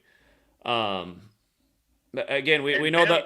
Family ties, too. Family, I mean, same people. You go look at these people many times. They're related. I mean, we're talking somebody's great-great-grandfather was somebody and did something, and then no one ever heard of this dude, and then, like, generations later, he's turning up at the important, moments. That's weird, right? Mm-hmm. Okay, so back to Lahaina real quick. Back to Lahaina. The Mormon church didn't burn. Well, the Mormon church authorities went over there, like some high-ups, and I didn't have time. I've been all over the place this morning working, too, so that's why I called you earlier and I had to skip and come back. But they just did a trip over there to Lahaina, supposedly, to do the photo op and help the people there and check the damage and all this. And, of course, the video clip, it's on Church Newsroom. If you type in LDS Church Newsroom or just Church Newsroom, it will come up. And that's the LDS official, like, church news website. Sure, Latter-day Saints. And, and they put out, their clip was 3 minutes and 22 seconds. Sure, 322, okay. Okay? Yeah. And if you recall, Orrin Hatch, the senator, a few years back, he dies on 322. Sure. Again, we talked about how this burning in Maui is... Orrin Hatch, sorry, I went looked into Orrin Hatch a little bit, and Orrin Hatch was in a Skull and Bones, like, subsidiary organization in a university in Utah. Yeah, and again, just with regards to Maui... What the hell can people see? Again, with regards to Maui, just to make the point about 322, again, they're making a detail about how it just happens to be the same police chief that oversaw the Vegas mass shooting where they rewrote the timeline 1,000 times, which would show you what kind of police chief he is. And how did anyone believe that story when they had to keep changing all the details? But again, from the day that happened to the day that Maui burned was the amount of days that's the 322nd prime. And then again, Yale, where Skull and Bones is turning 322 years old this year. And we talked about how the fire in Maui was 62 days before Yale's birthday, right after Obama's 62nd birthday. And again, Kanye, where he fits in on his 62nd day of his age, and The Rock with the character he's playing, and everything else we talked about. The mayor being born in 62 in his 62nd year of life, and where that number fits in with weather warfare, which I wrote about in this book. Again, go back and read page 1 of chapter 19 in Letters and Numbers. And you'll see the 62s with the weather warfare since the Jesuit order's birthday on August 15th, 1952. But, okay, go ahead. No, I mean, it's so much, man. It's mind-boggling, and it's so perfectly set up. And it's over many generations and thousands of years even. But, back to the Hawaii thing, the Mormons, they were in there from the get-go. When Hawaii was... Dude, they were sending missionaries over there. All the Protestant churches were, but the Mormons, like, are the ones that got in there first, pretty much, and, like, took over. So they're, if you look on the stats, they're the second biggest religion besides Roman Catholic. So pretty much, people from Hawaii, generation of families are either Catholic or Mormon. Are you saying in Hawaii, the Mormons are that big in Hawaii? Yeah, they're that big in Hawaii. Outside, they're huge in Polynesia altogether, in Samoa and everywhere. That's Polynesia. right. I forgot. That's right. They recruit real big with the Samoans. I learned that in college, actually, because I had a Samoan Mormon friend. Okay, I forgot about that. Yeah, for sure. And so it's all tied in. And then they have the university. They have a BYU university in Utah. BYU, that's right. BYU's football team used to be all Samoans. I knew one of them, Bryce Moika. All right, go ahead. Yeah. So check this out. The BYU University in Utah and the one in Idaho, they did not really follow enforce the masking and they might have enforced masking, but they didn't enforce the vaccine. But in Hawaii, all the students had to have the vaccine, but the faculty didn't. Huh. Okay. And here's the last thing, and I'll let you go because it's a lot, and I have a lot more. But this is freaking nuts, man. head of the Mormon Tabernacle Choir. He was like a high up biologist, scientist that worked with Fauci. He was like his number 2 guy. Now this guy's, and he's also a brilliant musician. This guy's the head of the Mormon Tabernacle Choir, and the Mormon Tabernacle Choir became, during the COVID time, they became the like the test for what they want to do. They made everybody get everything and do everything and get 20 shots and, you know, like wear the mask and like did all the COVID protocols there were. You see how all these people are linked up? That's a weird linkage. What the hell is somebody that's working with Fauci have to do with the Mormon Church? And I'll bring it back to the Mormon Church. This will be my last point. They're the 3rd biggest holder of properties and just overall monies in the United States. If you counted like the churches with along with the private, it goes like BlackRock and then Bill Gates and then the Mormon Church. So they're a big player in all this, man. I don't know what they're up to. I'm trying to find out. Okay, I'm investigating it a lot. But they are a big player in this, dude. No joke. Yeah, and for all the people who come here and want to promote religion and get confused with my... Again, I'm not against spirituality and I'm not against Creator. I'm against all this bullshit religion, but just think about it. I mean, just these miracles, right? That the Catholic Church survived and the Mormon Temple. This all promotes the bullshit religion, and like I keep saying, who's running the world? It's the Society of Jesus, the Catholic Church, and it's pretty obvious at this point who created the Mormons. It's just another branch of Christianity in the U.S., part of the fake Protestant Reformation. That's why Joseph Smith and Brigham Young both died by the 33 Code, 33 years apart, probably from arsenic. Well, Joseph Smith was murdered, but then Brigham Young's probably from arsenic, the 33rd element on the periodic table. Sorry to interrupt you. That reminds me. Wilford Woodruff, he died 3 days. He went to octogenarian dinner. Okay, and people go, oh, those are just the old guys, dude. In those families, the old guys are the mob, the Godfather, dude. They own everything. You think they give up power till the day they die? They don't. Okay, so Carnegie, Rockefeller, all these dudes. The 80-year-old dude is the one that holds all the keys. Okay, that's why he's at Bohemian Grove at the octogenarian dinner, and Wilford Woodruff's giving a speech there. And then he dies 3 days later in San Francisco. You can look up the obituaries in the San Francisco Chronicle and in the Salt Lake Tribune from like the 1800s, dude. Okay, man, I'm telling you, this is a huge conspiracy. The Mormon Church is coming. Everyone's coming under the Pope right now. As far as the religious side of it, you know what I mean? So, yeah. We pointed it out a few years back when it happened. We said there's something majorly symbolic. I mean, it was all by the numbers, but it was just like, what's this about with the Mormons like opening their temple next to the Vatican? What are they trying to tell the world? So exactly, and then on that temple, they put a cross on the door. It was like in a subtle way. You have to see it from an angle. You know what I mean? It's in the middle of the door, though. There's a cross there, and the Mormons do not use the cross. Yeah. So they're like acquiescing. They're like making compromises, and they're totally going along with everything, dude. They're going along on their website. They have like, you know, I don't want to offend people, okay? But they're just going totally woke and totally with the New World Order plan. They're coming out, putting out a statement about the environment. That was the other point I wanted to make about the Hawaii thing. And it's so funny how all the charities come in. They sweep in. Oh, the Red Cross is going to be there. They're going to save the day. The Red Cross was the first spy organization. Okay, so fronting. Maybe the Jesuits were. I don't know, but the first charity spy organization as a front. You know what I mean? That's what the Red Cross is. Yeah, I've been telling people to stop. I've been telling people not to donate to the Red Cross since longer than I've known about Gematria. It's annoying just turning on the news. Everyone's telling you to donate Red Cross, donate Red Cross, donate Red Cross. Again, that's what the lying media tells you to do, because think about what the Red Cross is. It's the Templar cross is what it really is. Remember when they had those 2 Red Cross ships on both coasts for the COVID pandemic?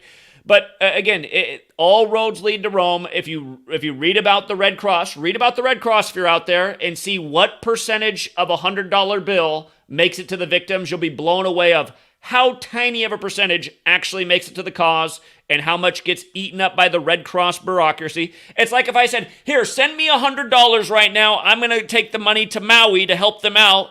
And then when I get to Maui, I keep $98 for myself. And I give $2 to the town, and I say, yeah, send me another $100. I'll keep donating to the victims. Look, I made $1 million today, and I've only had to donate like 1,000 to Maui because you didn't read the fine print. That's what the Red Cross is, and that's why this lying media is constantly telling you to donate to the Red Cross. If you donate money to the Red Cross, you're donating your money to the same cabal that used the lasers to set Maui on fire. So, anyway. Yeah. So, man, I mean, and I'll call in later with more stuff. I'll actually have to write out stuff. I don't have a lot of time. I work a lot, but, I mean, I have, just a second. Just 1 second. Okay. All right. I appreciate it, though, man. Thank you again for the call. Good night. All right. Take care. Have a good one, man. Yeah, see it. Okay. Okay.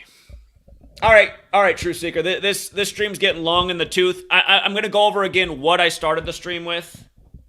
I'll take one more call, and then I'm going to go over, in case you got here late. Again, if you rewound this video, you'd see it again, but I'll close it out with the main point. Won't take that long. We'll take one more call, and then we'll re-summarize what's going on in California. But 816, you're the last call. What's up? All right, Zach, I just want to say I love your work, and I love everybody watching.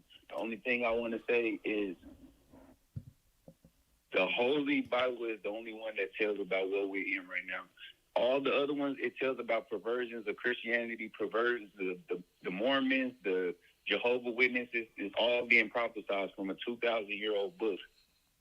Everybody. Okay, but hold on. I got a question for you. Revelation. I got a question for you. Like I always point out, if for people who don't know, I tried to write a book that I never put out. It's in chapters on my first blog. It's called Revelation and the Birth of a Nation, and it's about how they take these riddles from the Bible and turn them into news. And it's more than just Revelation. It's just like how Genesis 11:9 is where the story of the Tower of Babel ends, the tower that divided the world, when September 11th, which divided the world, happened on the 11th day of the 9th month. Again, example after example of using the Bible as mockery, just like what they did with COVID. I mean, everything about COVID was revelation. So is that proof that the Bible is real because it unfolded COVID that way? Or is it more likely that it's that these Jesuit psychopaths who are the Catholic Church, who gave us the Bible as we know it, is it more possible that they're just using... Because, I mean, you have to think about the Bible as we know it. First of all, it's mistranslated in a lot of ways. We only have the books that we do because of the Catholic Church. Even Protestant Bibles are essentially Catholic Bibles. They just took 7 chapters out of the Old Testament to make it different. Everything else is the same. In fact, I want to read those 7 chapters from the Catholic Bible someday and see what's in there. But hold on. Just to make sure the question's clear, are we sure that they're not just using the book that they gave us and mass printed by a code against us? Because, I mean, look at all the people who come to me and say, Zach, how can you not believe in the Bible? It's all happening right now. And to me, it's like, well, it looks like they're using the thing as the plan. No, they're perverting it. That's what the Bible says, too. Like, Satan uses, everything he uses he's perverting. Even like sacrifices. You know about child sacrifices. Just like in the Bible, they were sacrificing to one God, but Satan used that to sacrifice people that are doing occult and witchcraft. They sacrifice. Like, everybody knows that. But isn't that the premise of Christianity? That's the premise of Christianity, right? That God sacrificed his son for your sins so you can be a sinner and just believe in that story and then have the eternal afterlife. That's not a real Christian. A real Christian is born again through the blood of Jesus Christ, and he turns from sin and he trusts in Jesus. Like, bro, when I did that... But okay, I hear that. I hear that part. That's fine. But again, the whole religion is based on that God would sacrifice his son, correct? And yeah, kind of, but it's more... Totally. No, not kind of. I mean, absolutely. The religion is based on human sacrifice. No, because listen, this is another thing I want, a big point. Christianity is the only faith that you can get by grace. All the other faiths are do good faith. You gotta, the Catholic Church, you pray to Mary, you pray Muslim, you pray 5 times. We can't bribe God. That's what Christianity really teaches when you read the Bible. You can't get bribed from God. How many of the other thousands of religions have you studied? All of them. You've studied all the religions in a lifetime? No, they just, because all of them, most of them don't matter. Like, it's only... That's what I wanted to get. That's what I wanted to hear. See, that's what I see Christians doing. They put down every other spiritual faith, even though so many of the Christian tenets come from older spiritualities. You all gotta do good stuff. You you all got to pray 5 times. Christianity, you can't earn. Let's do this another way. Don't you think that Creator gave us pretty much everything we need to know inside? Like, we know when we do right and wrong because we feel a certain way, again, unless we're sociopathic, and I don't think people are born sociopaths. So, again, it's like, all right, we know that we should do good because then we feel good. We see what it does for the people around us. Where do you get that from? Where do you get morals? From inside, I think it's inherent. Written on our heart. Inherent. No other Bible says, no other book says that they're written on our heart. That's how we get our morals. Where else will we get morals? I don't know that no other spiritual. I have not studied all the thousands of other religions. I've studied bits and pieces of a lot of things, but man, there's so much to study in this lifetime, you can't get through all of it. Listen. Most of them don't matter. If they're do good faith, if they're fake, or if their religions are trying to bribe God, you could cancel them out. Just think if God was real. Just think if you went before a judge and you said, "Hey, judge, I just killed somebody, but I'm a good person." That's not going to work. That's not going to work in court, and it's not going to work with God. That's what Christianity teaches. You can't get you. The only way you can get it is accepting Jesus Christ as your Savior. You can't do good things. You can't. It's all of the religions. If you look at that, most of the Okay, so here, hold on. Let me just ask a question real quick. Let me get this clear too. Okay, so like I was just out in front of the Mariners Stadium to educate the fans about all the ritual murders and stuff going on with these sports games, and should we really be attending them? And, there were people out there that were Christians, and they were holding up signs that you're all sinners, you're all going to burn in hell, and they're screaming through the megaphone that you need to stop going home and jerking off and fantasizing about women. And I mean, it's always the same thing in front of these ballparks. They're so focused on sex, right? It's like Christianity teaches a lot of people just focus totally on sex and sexual immorality, and that's all there is to it. And you got all these Christians all over the world just harping on about all this sex stuff. But hold on, I'm making a point. Okay, so they're so focused on this, right? They're so focused on this, and supposedly they believe, what is this message actually doing for the world? Because you just said you can only be good if you actually believe in that Jesus died for our sins. Like, what good is that actually doing for the world? Do you think like anybody is listening and being like, okay, I'm going to listen to what that guy's saying over there? What good is that? Because you just said essentially that what they're doing is good and what I'm doing can't be good because I don't believe in this story. I don't want to go on Sunday and worship the Son of God from the Sun cult, the Catholic Church, and eat his body and drink his blood because that sounds super weird to me. But I'm actually out there saying, like, listen, you guys are about to pay all this money to go on this game. Did you realize that the way all these players died and how this perfect game just happened and the star player who did that by the numbers, how his uncle died the night before, and how this just continues to happen and this team wins the World Series right after their star player dies and on and on and on? Like, to me, getting people to actually think about, wait a minute, am I participating in actual real evil? Am I giving money to an evil entity that's murdering people? To me, that's actually a good thing. You're trying to stop people from participating in evil. These guys are out here just like, you're all going to burn in hell, don't jerk off tonight. I mean, I agree. People are jerking off way too much, but so you're saying that's good and what I did is not good. I just want to make sure we're clear. Just listen to this sentence, please. You can't lean on a man what a man does off of the real word of the Bible. What man does is what he does. Like even Christians, I just was in church today and they was even saying like we are sinners. We don't stop sinning. The only way we stop sinning is receiving the Holy Spirit and He changes you. I swear I had a spirit of addiction. I had a spirit of lust. And when I put my faith in Jesus, He cleansed me of that. Nobody else could have did that. I would have kept watching pornography and doing all this other stuff if I didn't do that. And every other religion does that because they don't receive the Holy Spirit. It's a real thing. We believe in all type of spiritual stuff but the Word of God. Okay, well, I mean, I do understand that when people have spirituality, it helps them get on a better path, and that's true for other spiritualities as well. But what about all the people that are already? What about the people who are already on a good path and doing good things and fighting real evil, such as yours truly? I don't feel like I need this story. To me, the story doesn't help me out. I don't believe in the story. So how would what I'm saying here today be more important if I also said, yeah, I believe that. I believe in the Jesus story. How would that help out actually with the message I'm getting out here? Okay, this the only thing. Your salvation. Where you gonna spend eternity? That's the only thing. How do you know that? When you die, how do you know that? back to God. How do you know that? How do you know that? How do you know? What if you make a mistake? How you know you're going to listen? In the Bible it says wages of sin of death. God is paying us all in death because we all have sinned. The only way we can have everlasting life is so here I'm just going to tell you something. Okay, I'm glad you said that though, because like I always say, this is what it ultimately comes back to for Christians. They want that eternal afterlife. They don't want to take the risk and perish and miss the eternal afterlife. That's pretty much what it boils down to for all Christians. It's a risk reward decision.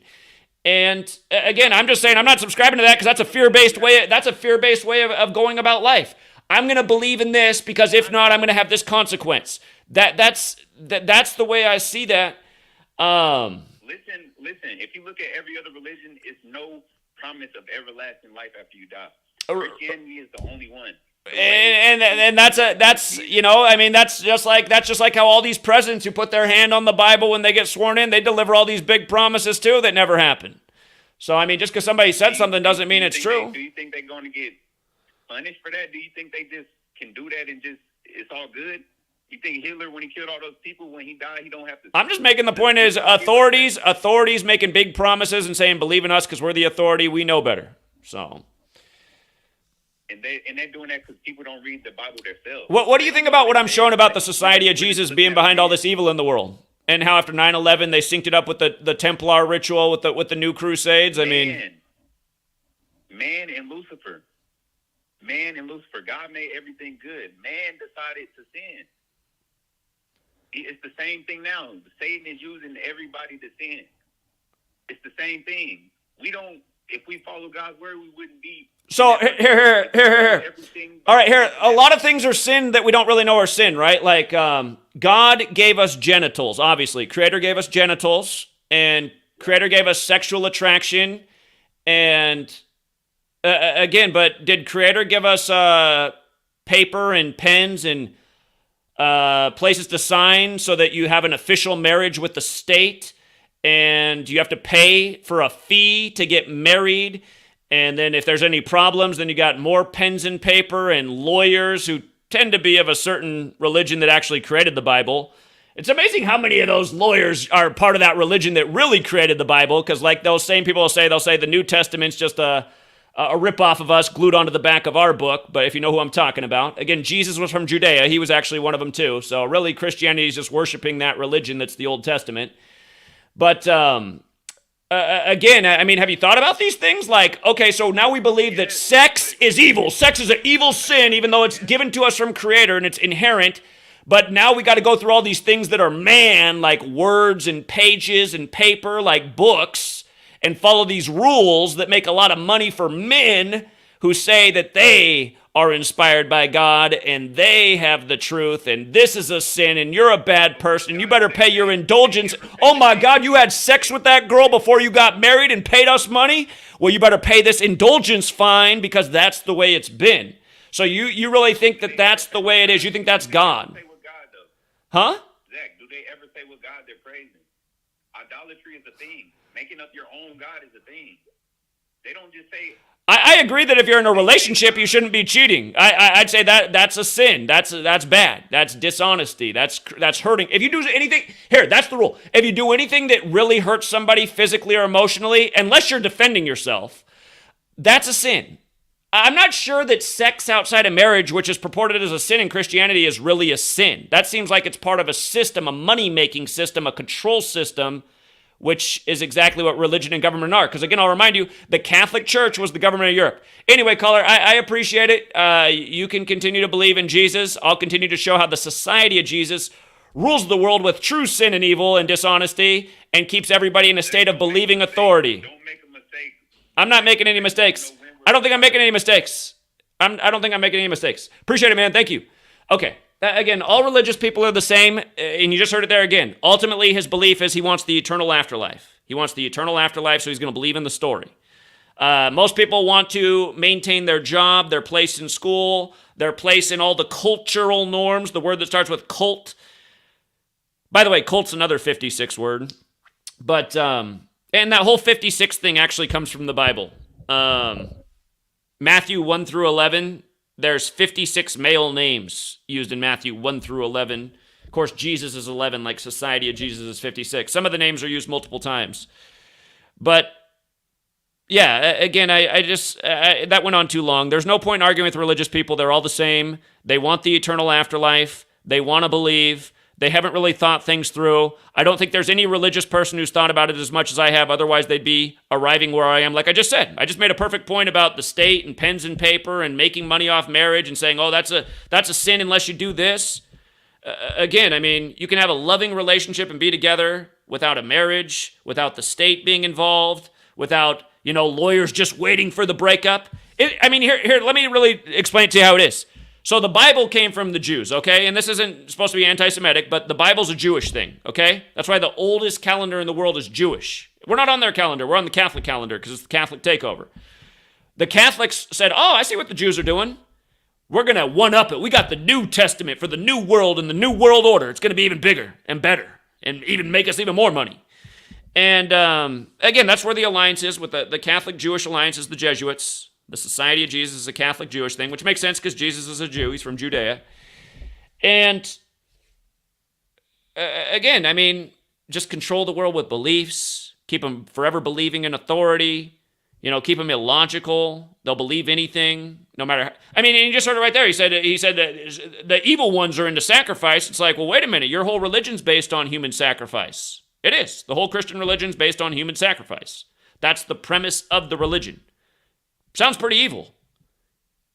Unless the ancients know something and we should be sacrificing humans. I think that's why the Society of Jesus continues to sacrifice people. They're into this old world occult shit. Again, Christianity is a recreation of spirituality that came before. All this goes back to Babylon. There's a reason they do what they do. I don't know everything about everything, but I know enough to trace it back to who's doing it because it's just so obvious. So, here, let me close out with the point I wanted to make, how the Society of Jesus, good lesson for a Sunday, is what's really responsible for your first storm like this in 84 years in California. And again, let's go through the jokes. Bill Clinton, Jesuit from Georgetown.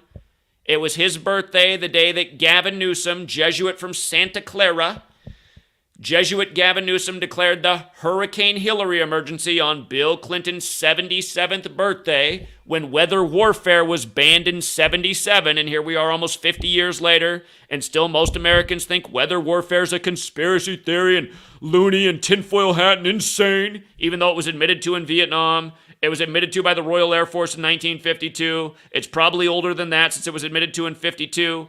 Again, but for his 77th birthday, the joke, the winds were really blowing on Bill's birthday when Monica's from California.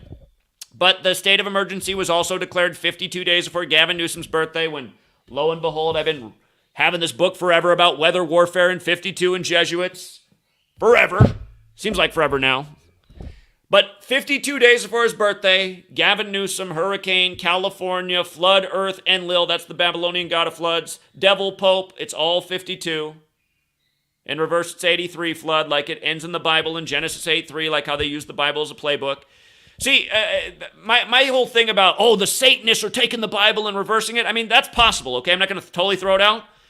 But I also think that whatever you want to call Satanists, I think they gave you the Bible as you know it. That's why there's parallels between Jesus and Lucifer and Morning Star. And again, Jesus has the same gematria as Lucifer. And of course, Lucifer is used in the King James Bible, another name.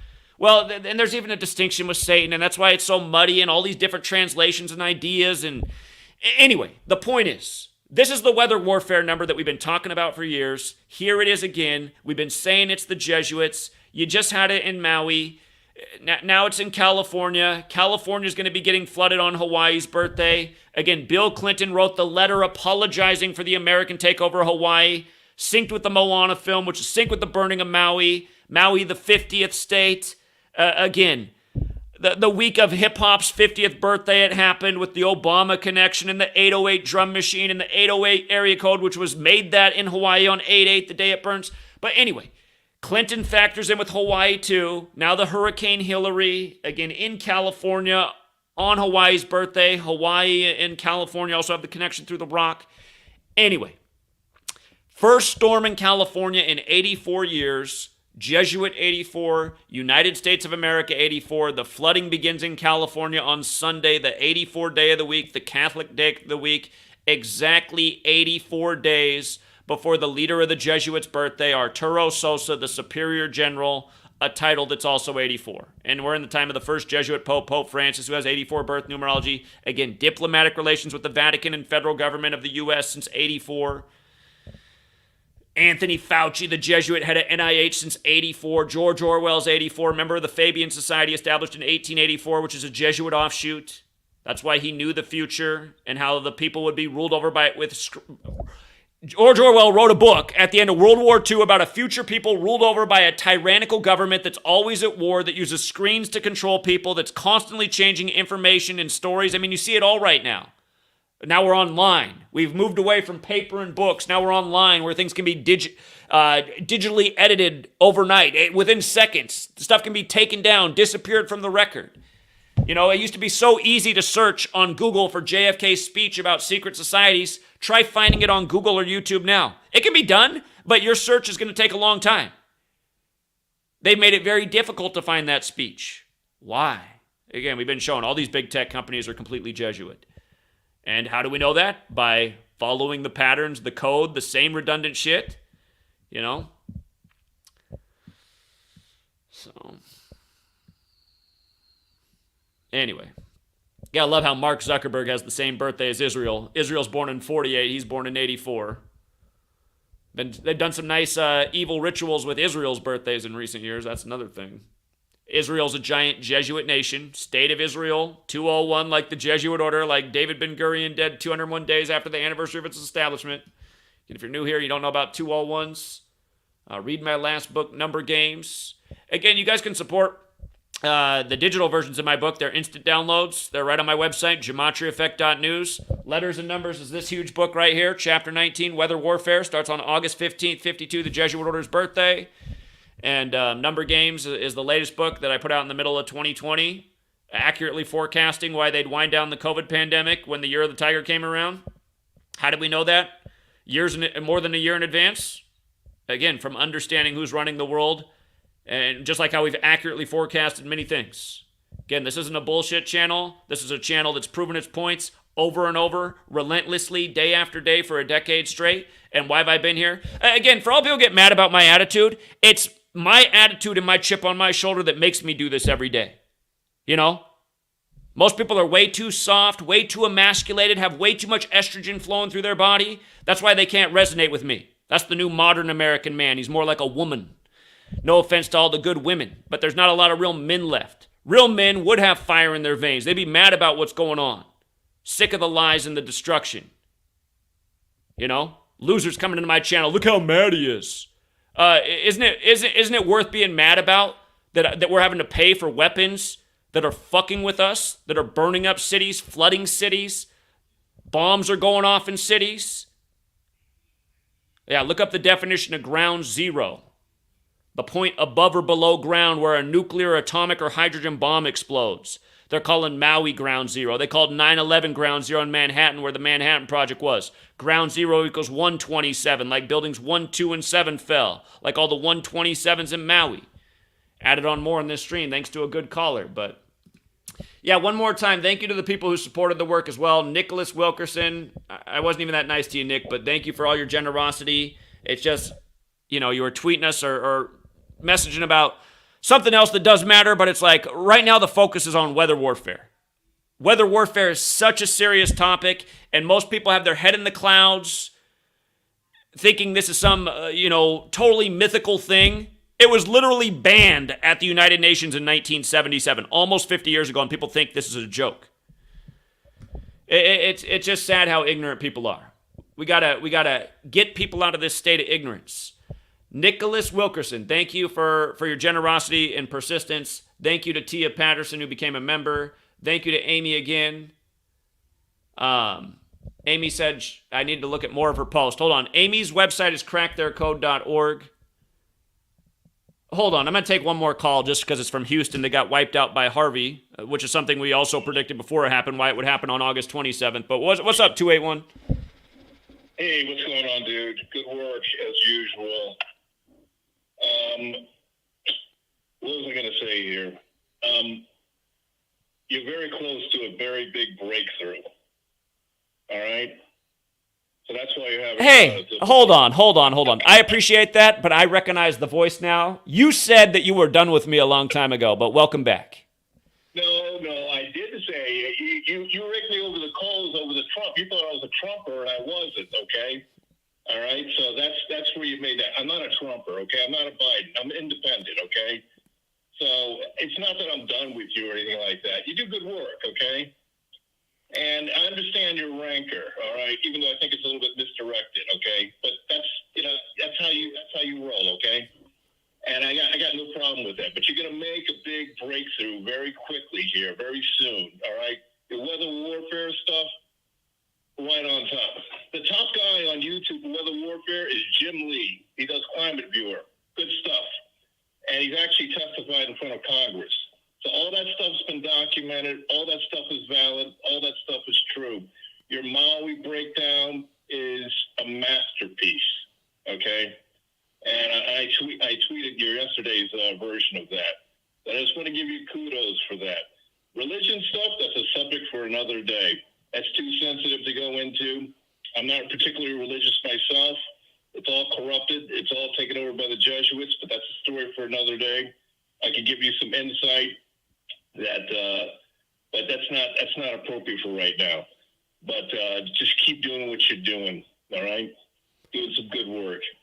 All right. I hope you're right about the breakthrough. The view counts don't make me feel that way, but I like the optimism. No. You always get headwinds when just before breakthrough. Look back in your life. Look back on your 40 years, okay? Oh, I agree. I 1,000,000% agree with that. I know. I mean, that's why I always say persistence is my word. There's a lot of places I could have quit. I could have quit in 2014 when my house was ransacked. I could have quit Christmas Eve when a car crashed through my house. I could have quit when the FBI came to my house and threatened me. Again, all of these things we persisted, and it has been good. You have headwinds just before that break, and it gets real tough just before you're about to make that breakthrough. So hang in there, okay? The support will pick up, and that guy had some pretty good insight. Yeah, you should be making millions of dollars, and don't tell everybody all your moves. Tell people some of your moves, not all of them. Very wise words he said about that. Yeah, okay? he was right. Nobody needs to know every little step you're taking. Nobody needs to know. Sometimes you just should show up at a city. Okay, you shouldn't tell everybody that. Oh, I'm going to do this. I'm going to go there. You gotta. The kind of work you do requires some sort of not secrecy, not clandestiny, but some sort of a covert nature, and where that people who need to know can know it, because you don't want to be undermined. And you got a lot of people who want to take you down for reasons of jealousy and other things like that. So just keep your head up high, man. Okay. All right, I hear everything you're saying. I mean, I've been having some of those thoughts myself. The downside of not saying where I'm going to be is we're already not, because I mean we need mass gatherings, but so far they're not happening. If I don't announce, there's going to be even less people to show up. But what you need is a tight core group of people who have the impetus and momentum of mass gatherings. Because what happens when you're in New York, and I watched you in New York, I watched you in LA, is that you have a core group of 5, 6 to 10 people, and they're very effective. Okay, I mean, people who are actually talking, or actually getting it out there, actually, Sure, they came with their own handouts in their message. Yeah, exactly. I mean, there might be 50 people there, but you're right. There's like 5 to 10 who also came with. They're ready to pound pavement and really help get out the word. And yeah, I hear what you're saying with that. Yeah, so just you're right on the cusp of a big breakthrough. Okay, so just hang in there. Okay. Well, I really, for people who don't know, I really am worried about the timeline of 2025 and even before that. But I think if we don't have a critical mass, create a real spark in this nation, get a lot of people thinking about things, 2025 is not looking good. No, it's not. We're looking at like almost a global world war, looking at United States, somebody taking a bite out of our ass, which we probably deserve. War against China and Russia simultaneously. You're right, 2025, partial financial collapse, which is why they had that unlimited budget spending. They could spend as much as they want up to 2025. They know something's coming, okay? And I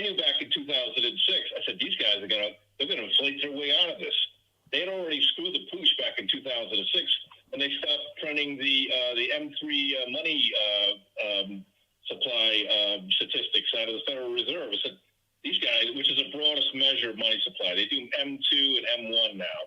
But M3, they stopped doing those reports. So I was like, geez, these guys are going to inflate their way out of this. They're just going to spend, spend, and spend. And that's exactly what they've done. All the QE and all this other stuff. Now they have to go all the way. They got to like go all the way and do their global takeover. But you're exactly right. The Jesuits run the show. They run everything. It's their game. And if you can't see it, then I don't know what there is. Let's rewind too. That it's so important to understand that it is their game. That's not just like a figure of speech. It's a game. It's why there's 52 cards in the deck and a 52-week calendar they gave us. They're playing a game with our lives every day, and it needs to be stopped. They're playing a game, though, Zach, with only the unwitting, okay?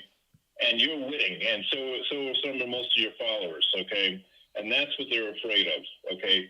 They're afraid of, like, okay, they figured it out. They know they run the thing. And that's why you have to be very careful. And I'm not saying tread lightly, but just watch your six. That's all I got to say. Yeah, I hear that too. I feel like in the next 4 years I should be good, but turning 44 might be where I have to have an extra swivel. So. Yeah, just because you're on the cusp of a major, and your next book is going to be called Number Games. That's my last book. My next book's probably going to be called something about Maui, actually, because I feel like it's just gone to the forefront because this Maui thing is so major, and I just feel like it's a thing that people got to wake up to because your town could be next. So. Yeah, I know because we've had one of the hottest summers. So I don't even know what town you live in. I'm just saying to everybody, your town could be next. Yeah, okay, you're right. But in my opinion, and I said this before to you, last time I talked, the next big Jesuit thing for this country, and it's going to align with climate change because that's their deal too. That's their whole thing. Is a Sunday law because you're right, they worship Sunday, and they're going to have a national Sunday law, and everybody's going to think it's the right thing to do because people need to go back to church and people need to do it. It's going to be the biggest false con you could ever imagine. It'll be for climate change, just a day to allow the earth to recover. Exactly. And they're doing it in secret. They're using climate change as a cover to put in a national Sunday law. That's going to be the biggest thing. It's going to be the biggest Jesuit threat. And then they're going to enforce it with penalties if you don't adhere to it. That's going to be. And I think it's going to happen sometime between 2025 and 2027. That's my guess. Yeah. I hear everything you're saying. So because they've dropped all pretenses. Now they're just like, okay, we're going to just burn you out, fry you out, flood you out, kill you if you don't go along with this agenda. Yeah. And by the way, just to let myself be an example again, I mean, there are consequences for speaking out, and all of you who are afraid of the consequences that could come from speaking out, I'll tell you what, you'll feel a lot more righteous as a human being speaking out and going up against those consequences than, like I said, if it ends up being the day that the blowtorch winds came to your town and you realize it's too late because there won't be any time to go back and do what you should have done. And it's just like, I said the other day that the IRS has now messed with me 2 times. I actually lied. I realized it's the 3rd time. Something just dawned on me. When I was in Oklahoma City the other year on the anniversary of the bombing to teach about that Jesuit ritual on Ignatius Loyola Day blamed on Timothy McVeigh. Remember, for people who watch that, I had the guy following me around. I got my car keyed. I had people threatening me. I had the Fed guy. But I also had the IRS get on me and said I owed all this money for supposedly not paying enough for my health insurance.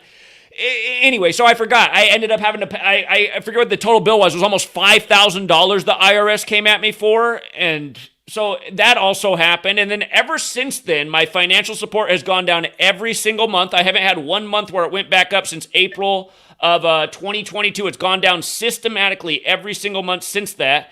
And now it's getting worse. But now, again, like I just said, I just got the call the other day from my accountant. She said, I'm the first client they've ever had who got this new IRS form. And I have this huge long list of check sheet shit that I have to do. It's like redoing all my taxes. And I guarantee that wouldn't be happening if this wasn't the work I was doing. So yeah, there are consequences for speaking out.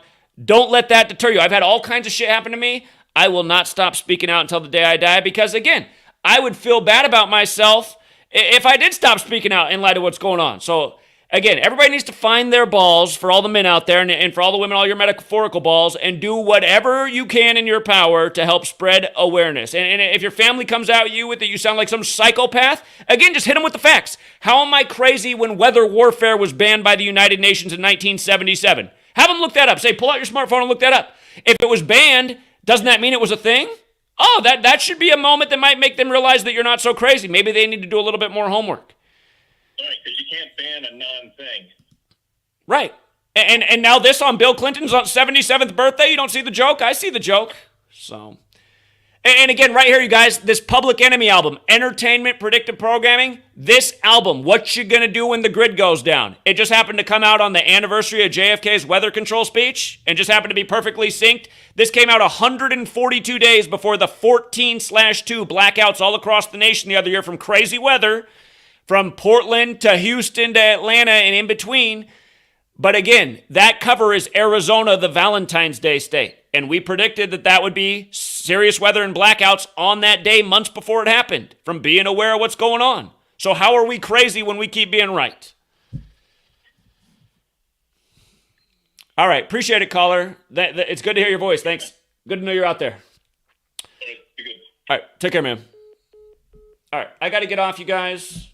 But yeah, work on it. When people come at you and call you crazy, that's your new thing in life. Show them you're not crazy. Perfect your arguments. Win the argument. And if all they do is shut down, I got to take one more call because he's a veteran of the community. What's up, Topsy? What's going on, Zach? I just wanted to touch on the caller from a few calls back that was speaking on Christianity and why we should follow it. Okay. I'm not a Bible thumper, so I don't subscribe to any of that. But I do try to consider what people have to say. And I don't know. I just feel like he was saying man is flawed. He was ultimately saying man is flawed, so don't expect man to get it right, I guess. And he was saying Christianity is the way, or the Bible is the way. But didn't man write the Bible? Exactly. And and it's been rewritten, and things have been omitted, and things have been added to favor those who were in power at the given time. So it's like, how can you say, your ultimate retort is the Bible, or your answer is the Bible? Well, you again, he boiled it down, right? Because he wants that eternal afterlife. And that's what I'm saying. Like, that right there should be a red flag to you. If religion is fear driven, then that's not the way. Ultimately, you're saying if you don't follow religion, then there's a consequence for that. May it be hell or whatever it is. It's like there's an ultimatum. Like, you either get with it or there's a consequence for it if you don't. And it's like, to me, especially something that's supposed to be so good and righteous, you shouldn't have to be. It shouldn't be driven by fear. You should just believe in it innately, and maybe it's some people that do, but the overall gist that I get from most people is that they're afraid to go to hell. They're afraid of the consequence of not following. It's all fear based. Yeah. Yeah, so that's you're already starting off wrong if that's the approach you take. It shouldn't be fear driven. You should just believe in it innately, and it should be fun to like how we do these numbers. I know the people that do it, they're evil. So it's looked at as bad for most people. But if it wasn't perverted, I feel like it could be a good thing, especially these numbers. Day in, day out, I do this, man, and I love it. I don't ever grow tired of this. But I recall going to church when my parents used to make me go to church when I was younger. And I used to fall asleep or it just didn't hold my attention. And I feel like if this is what we're supposed to be doing innately and living our daily lives through religion, then how come I grow bored of it or grow tired of it? It shouldn't be that way. It shouldn't feel hard. It should just innately come to us if this is what we're all collectively supposed to be doing. So that's why I just don't follow it. I feel like it's bogus, and I feel like Jay-Z has a line. He says, "Sure, books can guide you, but your heart defines you." there's a lot of books, the Quran, the Bible, religion. It's all a lot of religions, but all the answers I feel like to me is it comes innately, man. It's within. Like, look at how animals and we dominate the earth, but yet like animals kind of play second fiddle to us. But they just know how to just like they innately know what to do. Their parents are not really like teaching them how to walk or like how to eat. They just innately know how to do those things. And a lot of other things. Like my dog, I never taught him how to crack peanuts or anything. But my first time feeding him peanuts, man, he knew how to crack the shell and spit it back on the ground and like cipher through and get the peanuts out and leave the shell. Like I never taught him that. It just came innately. So well, he might have observed the people doing it. Animals are smarter than we give them credit for. Exactly. So I just feel like this stuff is innate, man. Like I think if there is a God, it's not like how they having this, how they got us thinking. Like I don't think there's an ultimatum to this shit, and I think it's more scientific and more tangible than what they teach us. They have us thinking like spiritually and intangible with God and religion, but I think it's more hands-on than that. I think like the tangible form of that is like science, and most like people overall, we like to create and to do things, and we like new stuff, so we like to create and like innovate. And I feel like science and just like numbers and studying the earth, the natural organic, just organic, the natural side of things. I feel like that's what we're supposed to be. That's what religion is. I don't think no religion that they've presented to us has anything to do with what we're supposed to be doing. I think it all deals with numbers. Here's a big problem with religion, too. It tells you from a young age what the world is, what your place is in it, exactly how you're supposed to be. It doesn't allow you any time to explore, really. It doesn't allow you any time to find your natural relationship in the world and with Creator. You're just supposed to understand it all a certain way, as some man from 1,000 years ago recorded it in the book. And to me, that's not the way the world is. So. Exactly, man. I don't know, man. Just how adamant people like defend Jesus, like they actually met him or something. Like you only know this character from what we've been told throughout our life. You never met God. You never seen, Jesus. You never seen any evidence of Jesus. Like there's nothing. And here, let's pause on that real quick, too. Let's just make the point about what we're saying about the society of Jesus and this Jesus thing. Let's again take the example of Tupac because it's a powerful example. He dies on Caesar Borgia's birthday, so we're told at least, which is where white Jesus comes from because of the Roman Catholic Church. Then they put out the Alias, or the album with his alias Machiavelli, with him dead on the cross like Jesus on a very special date to the Jesuits. Remember the 5th of November, Guy Fawkes Day? And Machiavelli, the real one, who also goes back to Rome, wrote the book The Prince about Caesar Borgia. And then Tupac's mom's announced dead in 2016, right after the death of Prince, on the real Machiavelli's birthday. And you don't think this society of Jesus is mocking us? It's just. I can just tell how sophisticated these codes are. They don't follow none of the religion that they give us. Because I've delved into Christianity. I was raised on it, and eventually I found my own way. But it's a lot of it I still remember. And just like comparing and contrasting, like some of these codes be so like meticulously coded. I just feel like there's no way that these people that does this stuff day in, day out, and the way it functions efficiently without any fuck ups. I just don't believe that they study none of these surface thinking religions. I can't go for that. Hold on. As you say that, I just learned something yesterday. This is why I got to go to Washington, D.C. I learned something yesterday about the Capitol building in Washington, D.C. Did you know that George Washington is portrayed as Jesus Christ in the clouds in the Capitol building? Who is? George Washington. Wow. So, you guys, in Gematria, George Washington equals Jesus Christ, equals Masonic, equals occult, equals English, equals Gematria, equals energy. This huge number equals 74, which is the nation's birthday, 7-4. This English-speaking Christian nation. Yeah, so here's what I learned about the Capitol building yesterday. Underneath it is an empty tomb, which is where George Washington's body was supposed to be moved to, but it was buried in Virginia because he died unexpectedly on December 14th, that fateful day. So you have an empty tomb for George Washington under the Capitol building, and then at the very top of the structure, this articulate painting of him in the clouds like Jesus. Isn't there an empty tomb that's supposedly the tomb of Jesus? And that people pay all this money to go to each year for this tourism. Again, you guys, this is how you can see. And again, D.C. is the Jesuit stronghold. George Washington is the first recognized U.S. And let's not forget, he became president the year that Georgetown was established, 1789. But the reason George Washington goes down in the history books as the first president, even though there were presidents before him, is because he's the first one that didn't have any shit against the Catholic Church. The ones before him all opposed the Catholic Church because, again, that was the thing. The whole thing that the people were trying to escape was the tyranny of Catholic Church's rule in Europe. That's what everyone was trying to get away from. So George Washington was the first one of these guys to come along and be like, I'm not that mad at the Catholic Church. So he goes down in the history book, and now he's painted up in the ceiling as Jesus.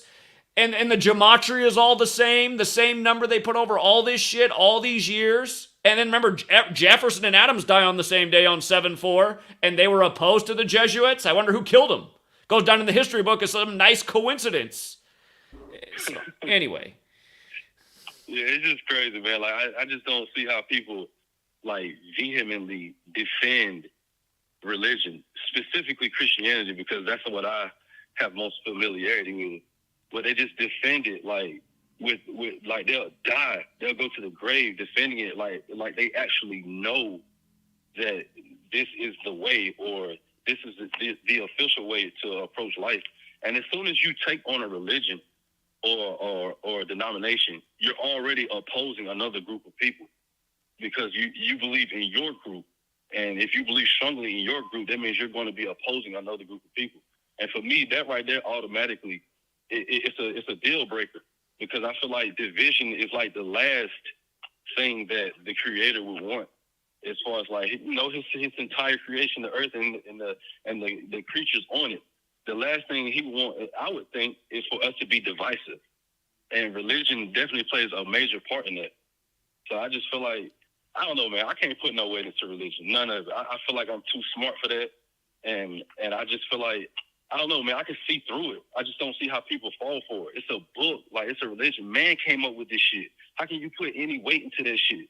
Like, what? How do y'all think? Y'all think God blessed a man with this knowledge, and then he wrote a book, and then it just withstood the test of time? Fuck no, man. Man wrote this stuff. And per the religions right now, I think the latest man to be blessed and to write one of these holy books was Joseph Smith. I mean, do you really believe? That's why people don't have a problem dogging on other religions, but when you dog on their own religion, that's when they get all butthurt about it. And that should show you also the way the psychology of religion works. It's about what was introduced to you when you were a child, because that's human development, and the people who rule over us, that's why they get us with all these things when we're a child: religion, government, state, authority. It's all programmed from a young age. That's why there's that quote, give me the child till 7 and I'll show you the man. And that's why America is a walking, talking robot, all regurgitating the same things. That's why 90% of this country thinks weather warfare is a crazy, kooky idea, when in fact it's a real thing that they could just research, but they don't research because they're just used to believing the authorities and what the nightly newsman tells them. And I seen probably about a year ago a documentary where they was saying, it was a documentary about the CIA and how they were flirting with technology that could cause a heart attack. And this was way back in the 1940s. Yeah, their heart attack gun. They were talking about that a long time ago. You can watch there's old testimony on that. You know what I'm saying? So it's like, just look at how sophisticated the entire system is. You think these people follow a Jesus? Man, fuck no, man. These people are not following. They give us that shit, and they study the real religion, the real God, which is the numbers, but they just pervert it. So, here, let's stop right there. Again, Kabbalistic belief. God created the world with numbers, letters, and words. That's why Genesis, God speaks the world into existence over numbered days. Again, these things are Jewish, right? Which Christianity is based on. So once upon a time when I started to look into this, I thought that sounded really dumb. And over the last decade, because that's about 10 years ago, my opinion was, that doesn't make sense to me. Like, what? It still doesn't exactly make sense to me, but I have just witnessed all these things happen with numbers in my own life as well. And it reminds me when I was a child, as someone who's always liked numbers, it bothered me that I was made to read Bible verses in Sunday school and in confirmation class, and they'd have numbers in the verse, and I'd stop and I'd be like, why that specific number? And nobody could answer the question. And I thought, well, wait a minute, if it's in the book, there should be an explanation. If you're my elder teaching me about this, you should know. Again. Exactly. You should be versed in this. Yeah, so again, I've been asking the right questions from a young age. That's part of something that I did. I asked the right questions. Asking the right questions, if you look hard enough, you might start to find the right answers. And there obviously is something to numbers and spirituality. Again, why do you think the fourth book of the Bible is called Numbers? The fourth book of the Bible written by Moses, and then we see how they do Moses Malone, dead 4 years before Kobe in the Kobe ritual. And is Jordan going to be next 4 years later? He might be. So we'll find out soon enough. Pythagoras with the legendary quote, all is number. He said that a long ass time ago. Why would he say that? Yeah. Why would he say that? And Shakespeare has the quote too, all the world is a stage. He existed a long time ago. What would make them say that such a long time ago? Why? Why would they say that? And these people are revered as brilliant, intelligent individuals. So why would Pythagoras and Shakespeare say such things? All the world's a stage, all is numbers. Way back when. Why would they say that? If it wasn't nothing to this. And think about Yale. Yale itself, I think, was established in 1701. And this is the 322nd year of its existence in 2023. Like, that type of stuff points to you, like, it shows to you that this rigging isn't new, man. And these people are tapped into something that's like, it's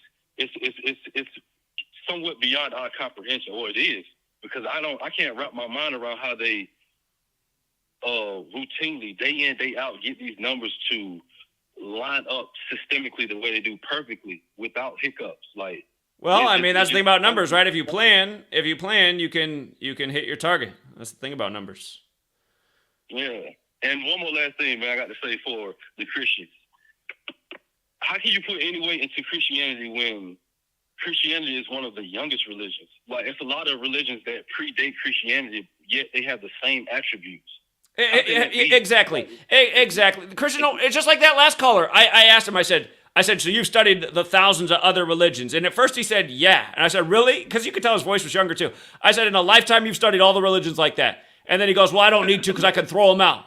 And then again, I mean, you start talking to Christians, they're all that way. They think their religion is holier than thou. And it's like, how don't you see that this is part of the problem? You don't see how you're in this divisive mindset? You think everybody else's spiritual belief is complete garbage and wrong. And if they're not down with you, then they're part of the problem. I mean, that's why Christianity is such a plague. It's such a plague. That's my whole point right there. That's my whole entire point. They find this religion and they become so, so strong in it, to the point to where they're telling you you're going about life wrong and they're right. Right. And when you get to that point, it's a failed mission. It's a moot point, because this is not about being divisive. Like, it's supposed to be about solidarity. So when you're thinking that your religion is better than mine, it's already a moot point. It's already a lost cause, because we're not supposed to be divisive. Mm-hmm. That's why I say, like, man, fuck all religion. Like, if you just do more good than you do harm in this world, what book do you need? You don't need none of that shit. You need somebody to tell you to do good. You don't need that shit, man. You know, if you disrespect somebody, you know if you're out of pocket. Treat the next man with the same respect. And just do more good than you do harm. You don't need no book to tell you to sit on the toilet backwards and pee when you sit down and make salah and all this crazy shit, man. That stuff is bogus. I don't care who get offended. That's on you, your sensitive ass. Religion is bullshit. You don't need it. No, none of them. Not one of them. Sorry, not sorry. But I just wanted to get that out, man, because I heard that caller, man, and it was really irritating me how he was so dug into that. And you don't even know, man. You don't even know. Like, we can't even figure out this system that we living in completely. And you think you got which Exactly. I've said that a million times. Exactly what you're saying right now. Exactly. Admit that you don't know everything. Admit that there's a lot of things that you'll probably never know, but you know what? Try to figure them out. Try to understand it to the best of your ability. It's like, people always come here and start ridiculing me because I'm not a Christian. And it's like, do you guys think I'm a bad person? I mean, can't you see that there's obviously a spiritual component to me to be here every day, like trying to fight evil? Have you ever dedicated 10 years of your life to speaking out against like the most evil thing there ever was? Again, I think a lot of these Christians who come here and judge me, it shows that their spirituality is not good. It's wicked, and they can't even see the obvious truth right in front of their face. So it's the way I take it. Yes, sir. I'm glad I just got to speak that and hear your side, man. Because it can be irritating, man, when people be so dug into these religions. Like, they just know. You don't know shit. And religion, anyway, is synonymous with faith. So there's no way you, like, 100% know this is the way. You're placing your faith in it. And to me, that's not good enough. Like, right now, I'm standing in front of a chair that I was just sitting in. I know for a fact this chair exists. I'm touching it. I feel it. I'm rocking it. But I don't know a Jesus. I never met a Jesus in my life. I cannot, like stand on that and just say, like, with the utmost confidence, he's real. Like, how? How can you say that? Like, come on, man. Like, no, I'm good on that. I'm going to stick to these numbers and just, like, you know, just continue being a decoder and deciphering shit. And, like, that's the way I'm pursuing. Because I haven't found anything, like, up until I, like, came across your channel about 6 years ago, man, I was just searching for the truth, man. And I've been in the rabbit hole for the longest time. But when I finally came across, I don't know, I was just randomly scrolling on YouTube, and I seen your video, and I don't know what made me tap it. But I clicked on it, and I, like, from that point on, man, I was hooked, man. And it's like nothing has opened my mind, or like I get up, like, energetic and ready to go. And gematria plays a big part of that, or just this whole pursuit of trying to find the truth. Like, man, I would never get this type of, like, I don't know, this I would never feel this vivacious or just this energetic, like, in church or just religion. Like, I've never felt like that with religion, and I never will. Like, but for some odd reason, these numbers make me feel this way. And when you look at everything in life, man, numbers has a lot to do with everything. So to me, like, you know, the devil is in the details. Like, numbers is everywhere, but I can't find Jesus everywhere. And it's only in biased people's minds. Like, I don't know, man. I can't follow religion. I'm good. Topsy is good on that. Forever. That'll never change. I'll never believe in religion or God based off of fear. I don't see how people do it, you know. And like I said, I'm just stay on the beaten path, man, with this knowledge. This is what makes me get up and have the energy to go, like, mentally, physically. I feel like I'm in peak form. And I just feel like numbers play a huge part of that, man. And I know it does, because I haven't felt this type of, like, mental freedom, I guess, like, until I came across this knowledge, man, until I ran across your channel. Well, this knowledge, it's usable knowledge in a diversity of ways that exposes a lot of darkness and can help you even make some extra grocery money. So, I mean, yeah, I've never come across anything like this. And again, I was looking for answers for a long time. When I came across this and started researching it, I said, this looks like the real deal to me. So I swear, man, I'm talking about, like, I done been across round earth, flat earth, who killed Kennedy, all the conspiracies you can think of. I'd have been all across that stuff for, like, the past decade, but nothing rings truer to me than gematria. Like, no bullshit. I'm not saying that because I'm on the phone with you or none of that. I'm speaking the truth. Like, nothing rings truer to me than gematria. Nothing. Like, as far as, like, evidence proving that we live in some type of rigged, corrupt system. Like, nothing. What can you point to? There's nothing. Gematria proves that day in, day out, without denial. Like, and again, the other thing is, if you take logic, you say, well, if this system's in place, who built it? So just like I did, I followed the historical timeline back. I said, okay, English has been this way since the 16th century. This calendar's been this since the 16th century. The Jesuits were established about 50 years before both those things. The oldest English script goes back to a Catholic monk. The Catholic Church is massive. It's worldwide. The Jesuits are worldwide. They claim to have military influence in 112 countries. This is starting to look like something that makes a lot of sense. And then you document for years. You say, oh, look, it's synced up with the Pope again. Oh, my God, it's synced up with the Superior General again. Look what happens when the Pope comes to Washington, D.C., the 266th Pope on the 266th day of the year when the Jesuit motto, Isus Hominum Salvator, equals 266. The whole news media is worshiping this man. It's like, see, this is all making a lot of sense. We're on the Catholic Church's calendar. Nobody else in the world gets praised like this. Starting to see who really runs the show. It's so obvious. It's obvious. It's so obvious, man.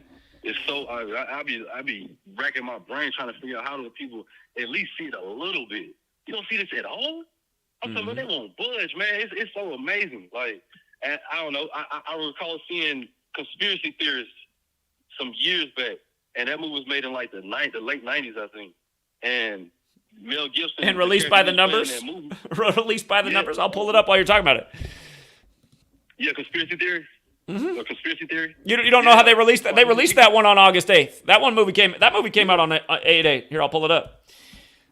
And people like, he was trying to like spread the knowledge or get people to wake up, and people was viewing him like he was crazy. He was a part of the minority as far as like trying to spread truth, and people thought he was crazy. And then things started coming to light that he was saying, you know what I'm saying? But just the whole point of people not budging. If they had that in the movie 20 odd years ago about a person trying to wake people up and people just won't budge, like if they could put that in that movie at that particular time, like 20 odd years later, like we trying to spread the myth, like think about that, like some people aren't going to budge, no matter how much it's convincing or how much we consistently like speak the truth. Some people are just, they're not going to budge. Yeah.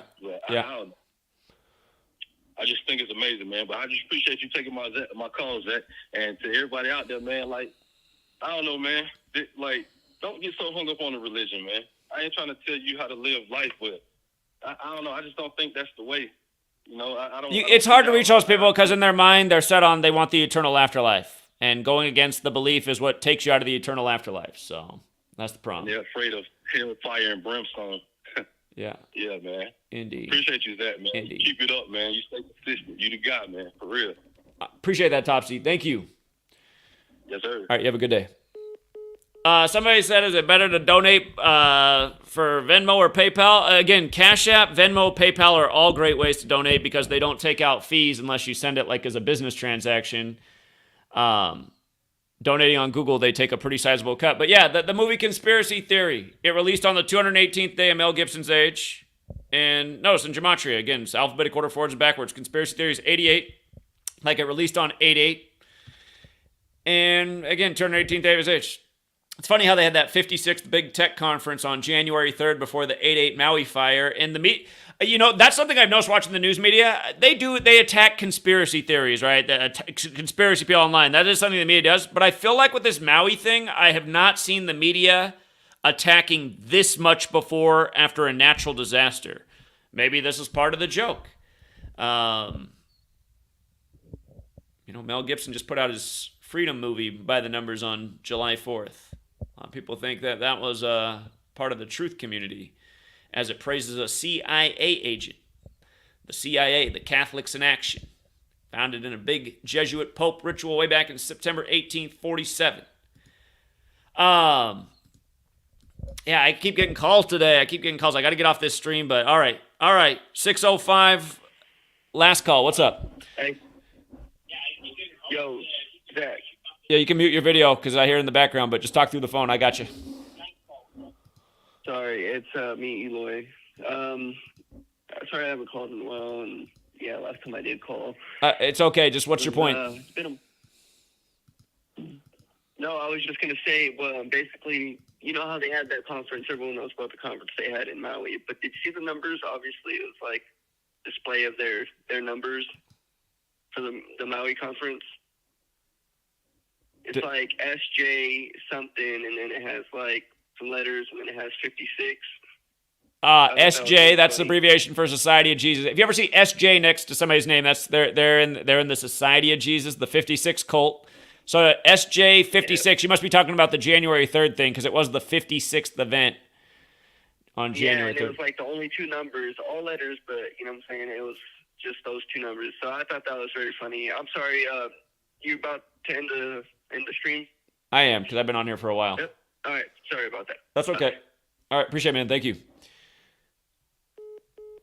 But yeah, you guys, I mean, it's bad for Maui. It's bad for Southern California. And before long, it's going to be bad in your area, too. I mean, it's bad out here today. It's been bad since August 15th. It's been smokier and smokier, and it's getting worse. I mean, I can see the smoke now wafting in my neighbor's backyard. I can't see the hills back here. And I'm just hoping they don't do what they did 3 years ago. 3 years ago, we were in a giant smoke cloud for one straight month. You couldn't even see the sky. If you were watching me 3 years ago, you saw the psychological toll that took living in the smoke. I was ranting super hard by the end of the month of smoke. It's not good, man. And all of this is avoidable. And again, they do this to pound home the psychological point. Climate change. We need to do something devastating. We need to move you out of your town to this smart city where we're going to monitor everything through our digital surveillance grid. Every penny you spend, every penny you make, every breath you take. It's going to be like the police song. That's where they're taking us. The digital police state, brought to you by the Society of Jesus, who just wanted to keep you so safe. They cared so much about Maui, that's why they burned it to the ground. Had to do Lahaina because it's the old capital. Before the Europeans got there. Everything they do has got to be symbolic and nasty because they know they can get away with it. Because they know they got a populace that's just going to go, you sound like a conspiracy. So what, you think they did it? You think they controlled the weather? Like, yeah, it's been admitted to for over 70 years now. Actually, this was the 71st birthday, which is why you burned up on the 353rd day of your state change, the 71st prime. Yeah, I think they can control it and pinpoint it. I think Lahaina was, X marks the spot. They're going to buy it up for pennies on the dollar. But, yeah, again, you guys, we got up to over 1,000 people in this stream between the 3 channels I was streaming on. Not that great compared to what we used to do. But if there's any new people here, again, there's a lot of people in the world who need support right now. It might even be you listening. But like I've been saying, we need an army of people pledging $1 a month for this work. We got up to 6,000 and some people when we went out to Oklahoma City, and ever since then it's just gone down in huge chunks every month since then. Now we're down to 3,000 people, and that hurts because resources have been cut in more than half, and we never reached anywhere near enough. I mean, there should have been 1 million people pledging $1 a month so we can build up an army of people that do this full time. Again, imagine in every major city, you guys, we got GematriaEffectNews vehicles with those big advertisement on the boards, megaphones off the trucks. We're driving through the town, dropping the Gematria knowledge in New York City and LA and every major city right now. There's GematriaEffectNews out there, supported by 1 million people. Only pledge 3 cents a day, $1 a month, but a network of people are paying for this movement to get the word out about this agenda that needs to be stopped. Again, it has to be that kind of boots on the ground, grassroots effort. A lot of people, a lot of people should be doing a lot, but also a lot of people doing a little becomes a huge net contribution. I've been preaching the same thing for a long time. It hasn't happened. Other callers said I need to figure out how to use my knowledge to up the bankroll to 10 million. Might have to move down to Las Vegas. But, yeah, again, at the same time, I'd feel better about things if people actually got behind the movement and did find that $1 a month. There's no reason for what we've accomplished since April of 2022 for us to have half the support we had then. Doesn't make any sense. The work's only gotten better, more undeniable. We've been all over the country getting out the word. Everything we taught in New York City last year for September 11th about buildings 1, 2, and 7, the new Pearl Harbor December 7th, that lesson's so relevant this year with what just happened with Maui. What we get out there and teach is real information. It's not a joke. It should be in the minds eye, everybody's head, what we're teaching, so that they can see who the real enemy is, who's doing this, and by the way, when we were out in what was crazy is last year we were in Times Square. It was the day before September 11th. It was September 10th, and you wouldn't believe who was right there, right next to us in Times Square. It was Flava Flav, a Public Enemy. Go back and watch. Fake Mike's got the video. Flava Flav was right there, and I said, hey, Flava Flav, what's up with the what you gonna do when the grid goes down album? What kind of album is that? And this guy who was with him, his bodyguard, who had this huge, diamond Star of David, grabs him and just runs off with him before it's like, come on, man, let him answer the question. So that's also why we got to be out there pounding pavement. You never know when we might get the answer from Flava Flav. Oh, there's something similar happened when we were in Oklahoma City. The owner of the supposed owner of the Oklahoma City Thunder, which used to be the Seattle Supersonics, he was out on the corner for the day of the memorial, April 19th, and we started to ask him questions, and then, man, the police just swoop in, take him away, unmarked car pulls up. It was a crazy, you wouldn't believe how fast it happened. Oh, man. Anyway, that's why we got to be out there, because that's also the way to get, one of these days, we're going to be at the right place at the right time and get the answer from the right person.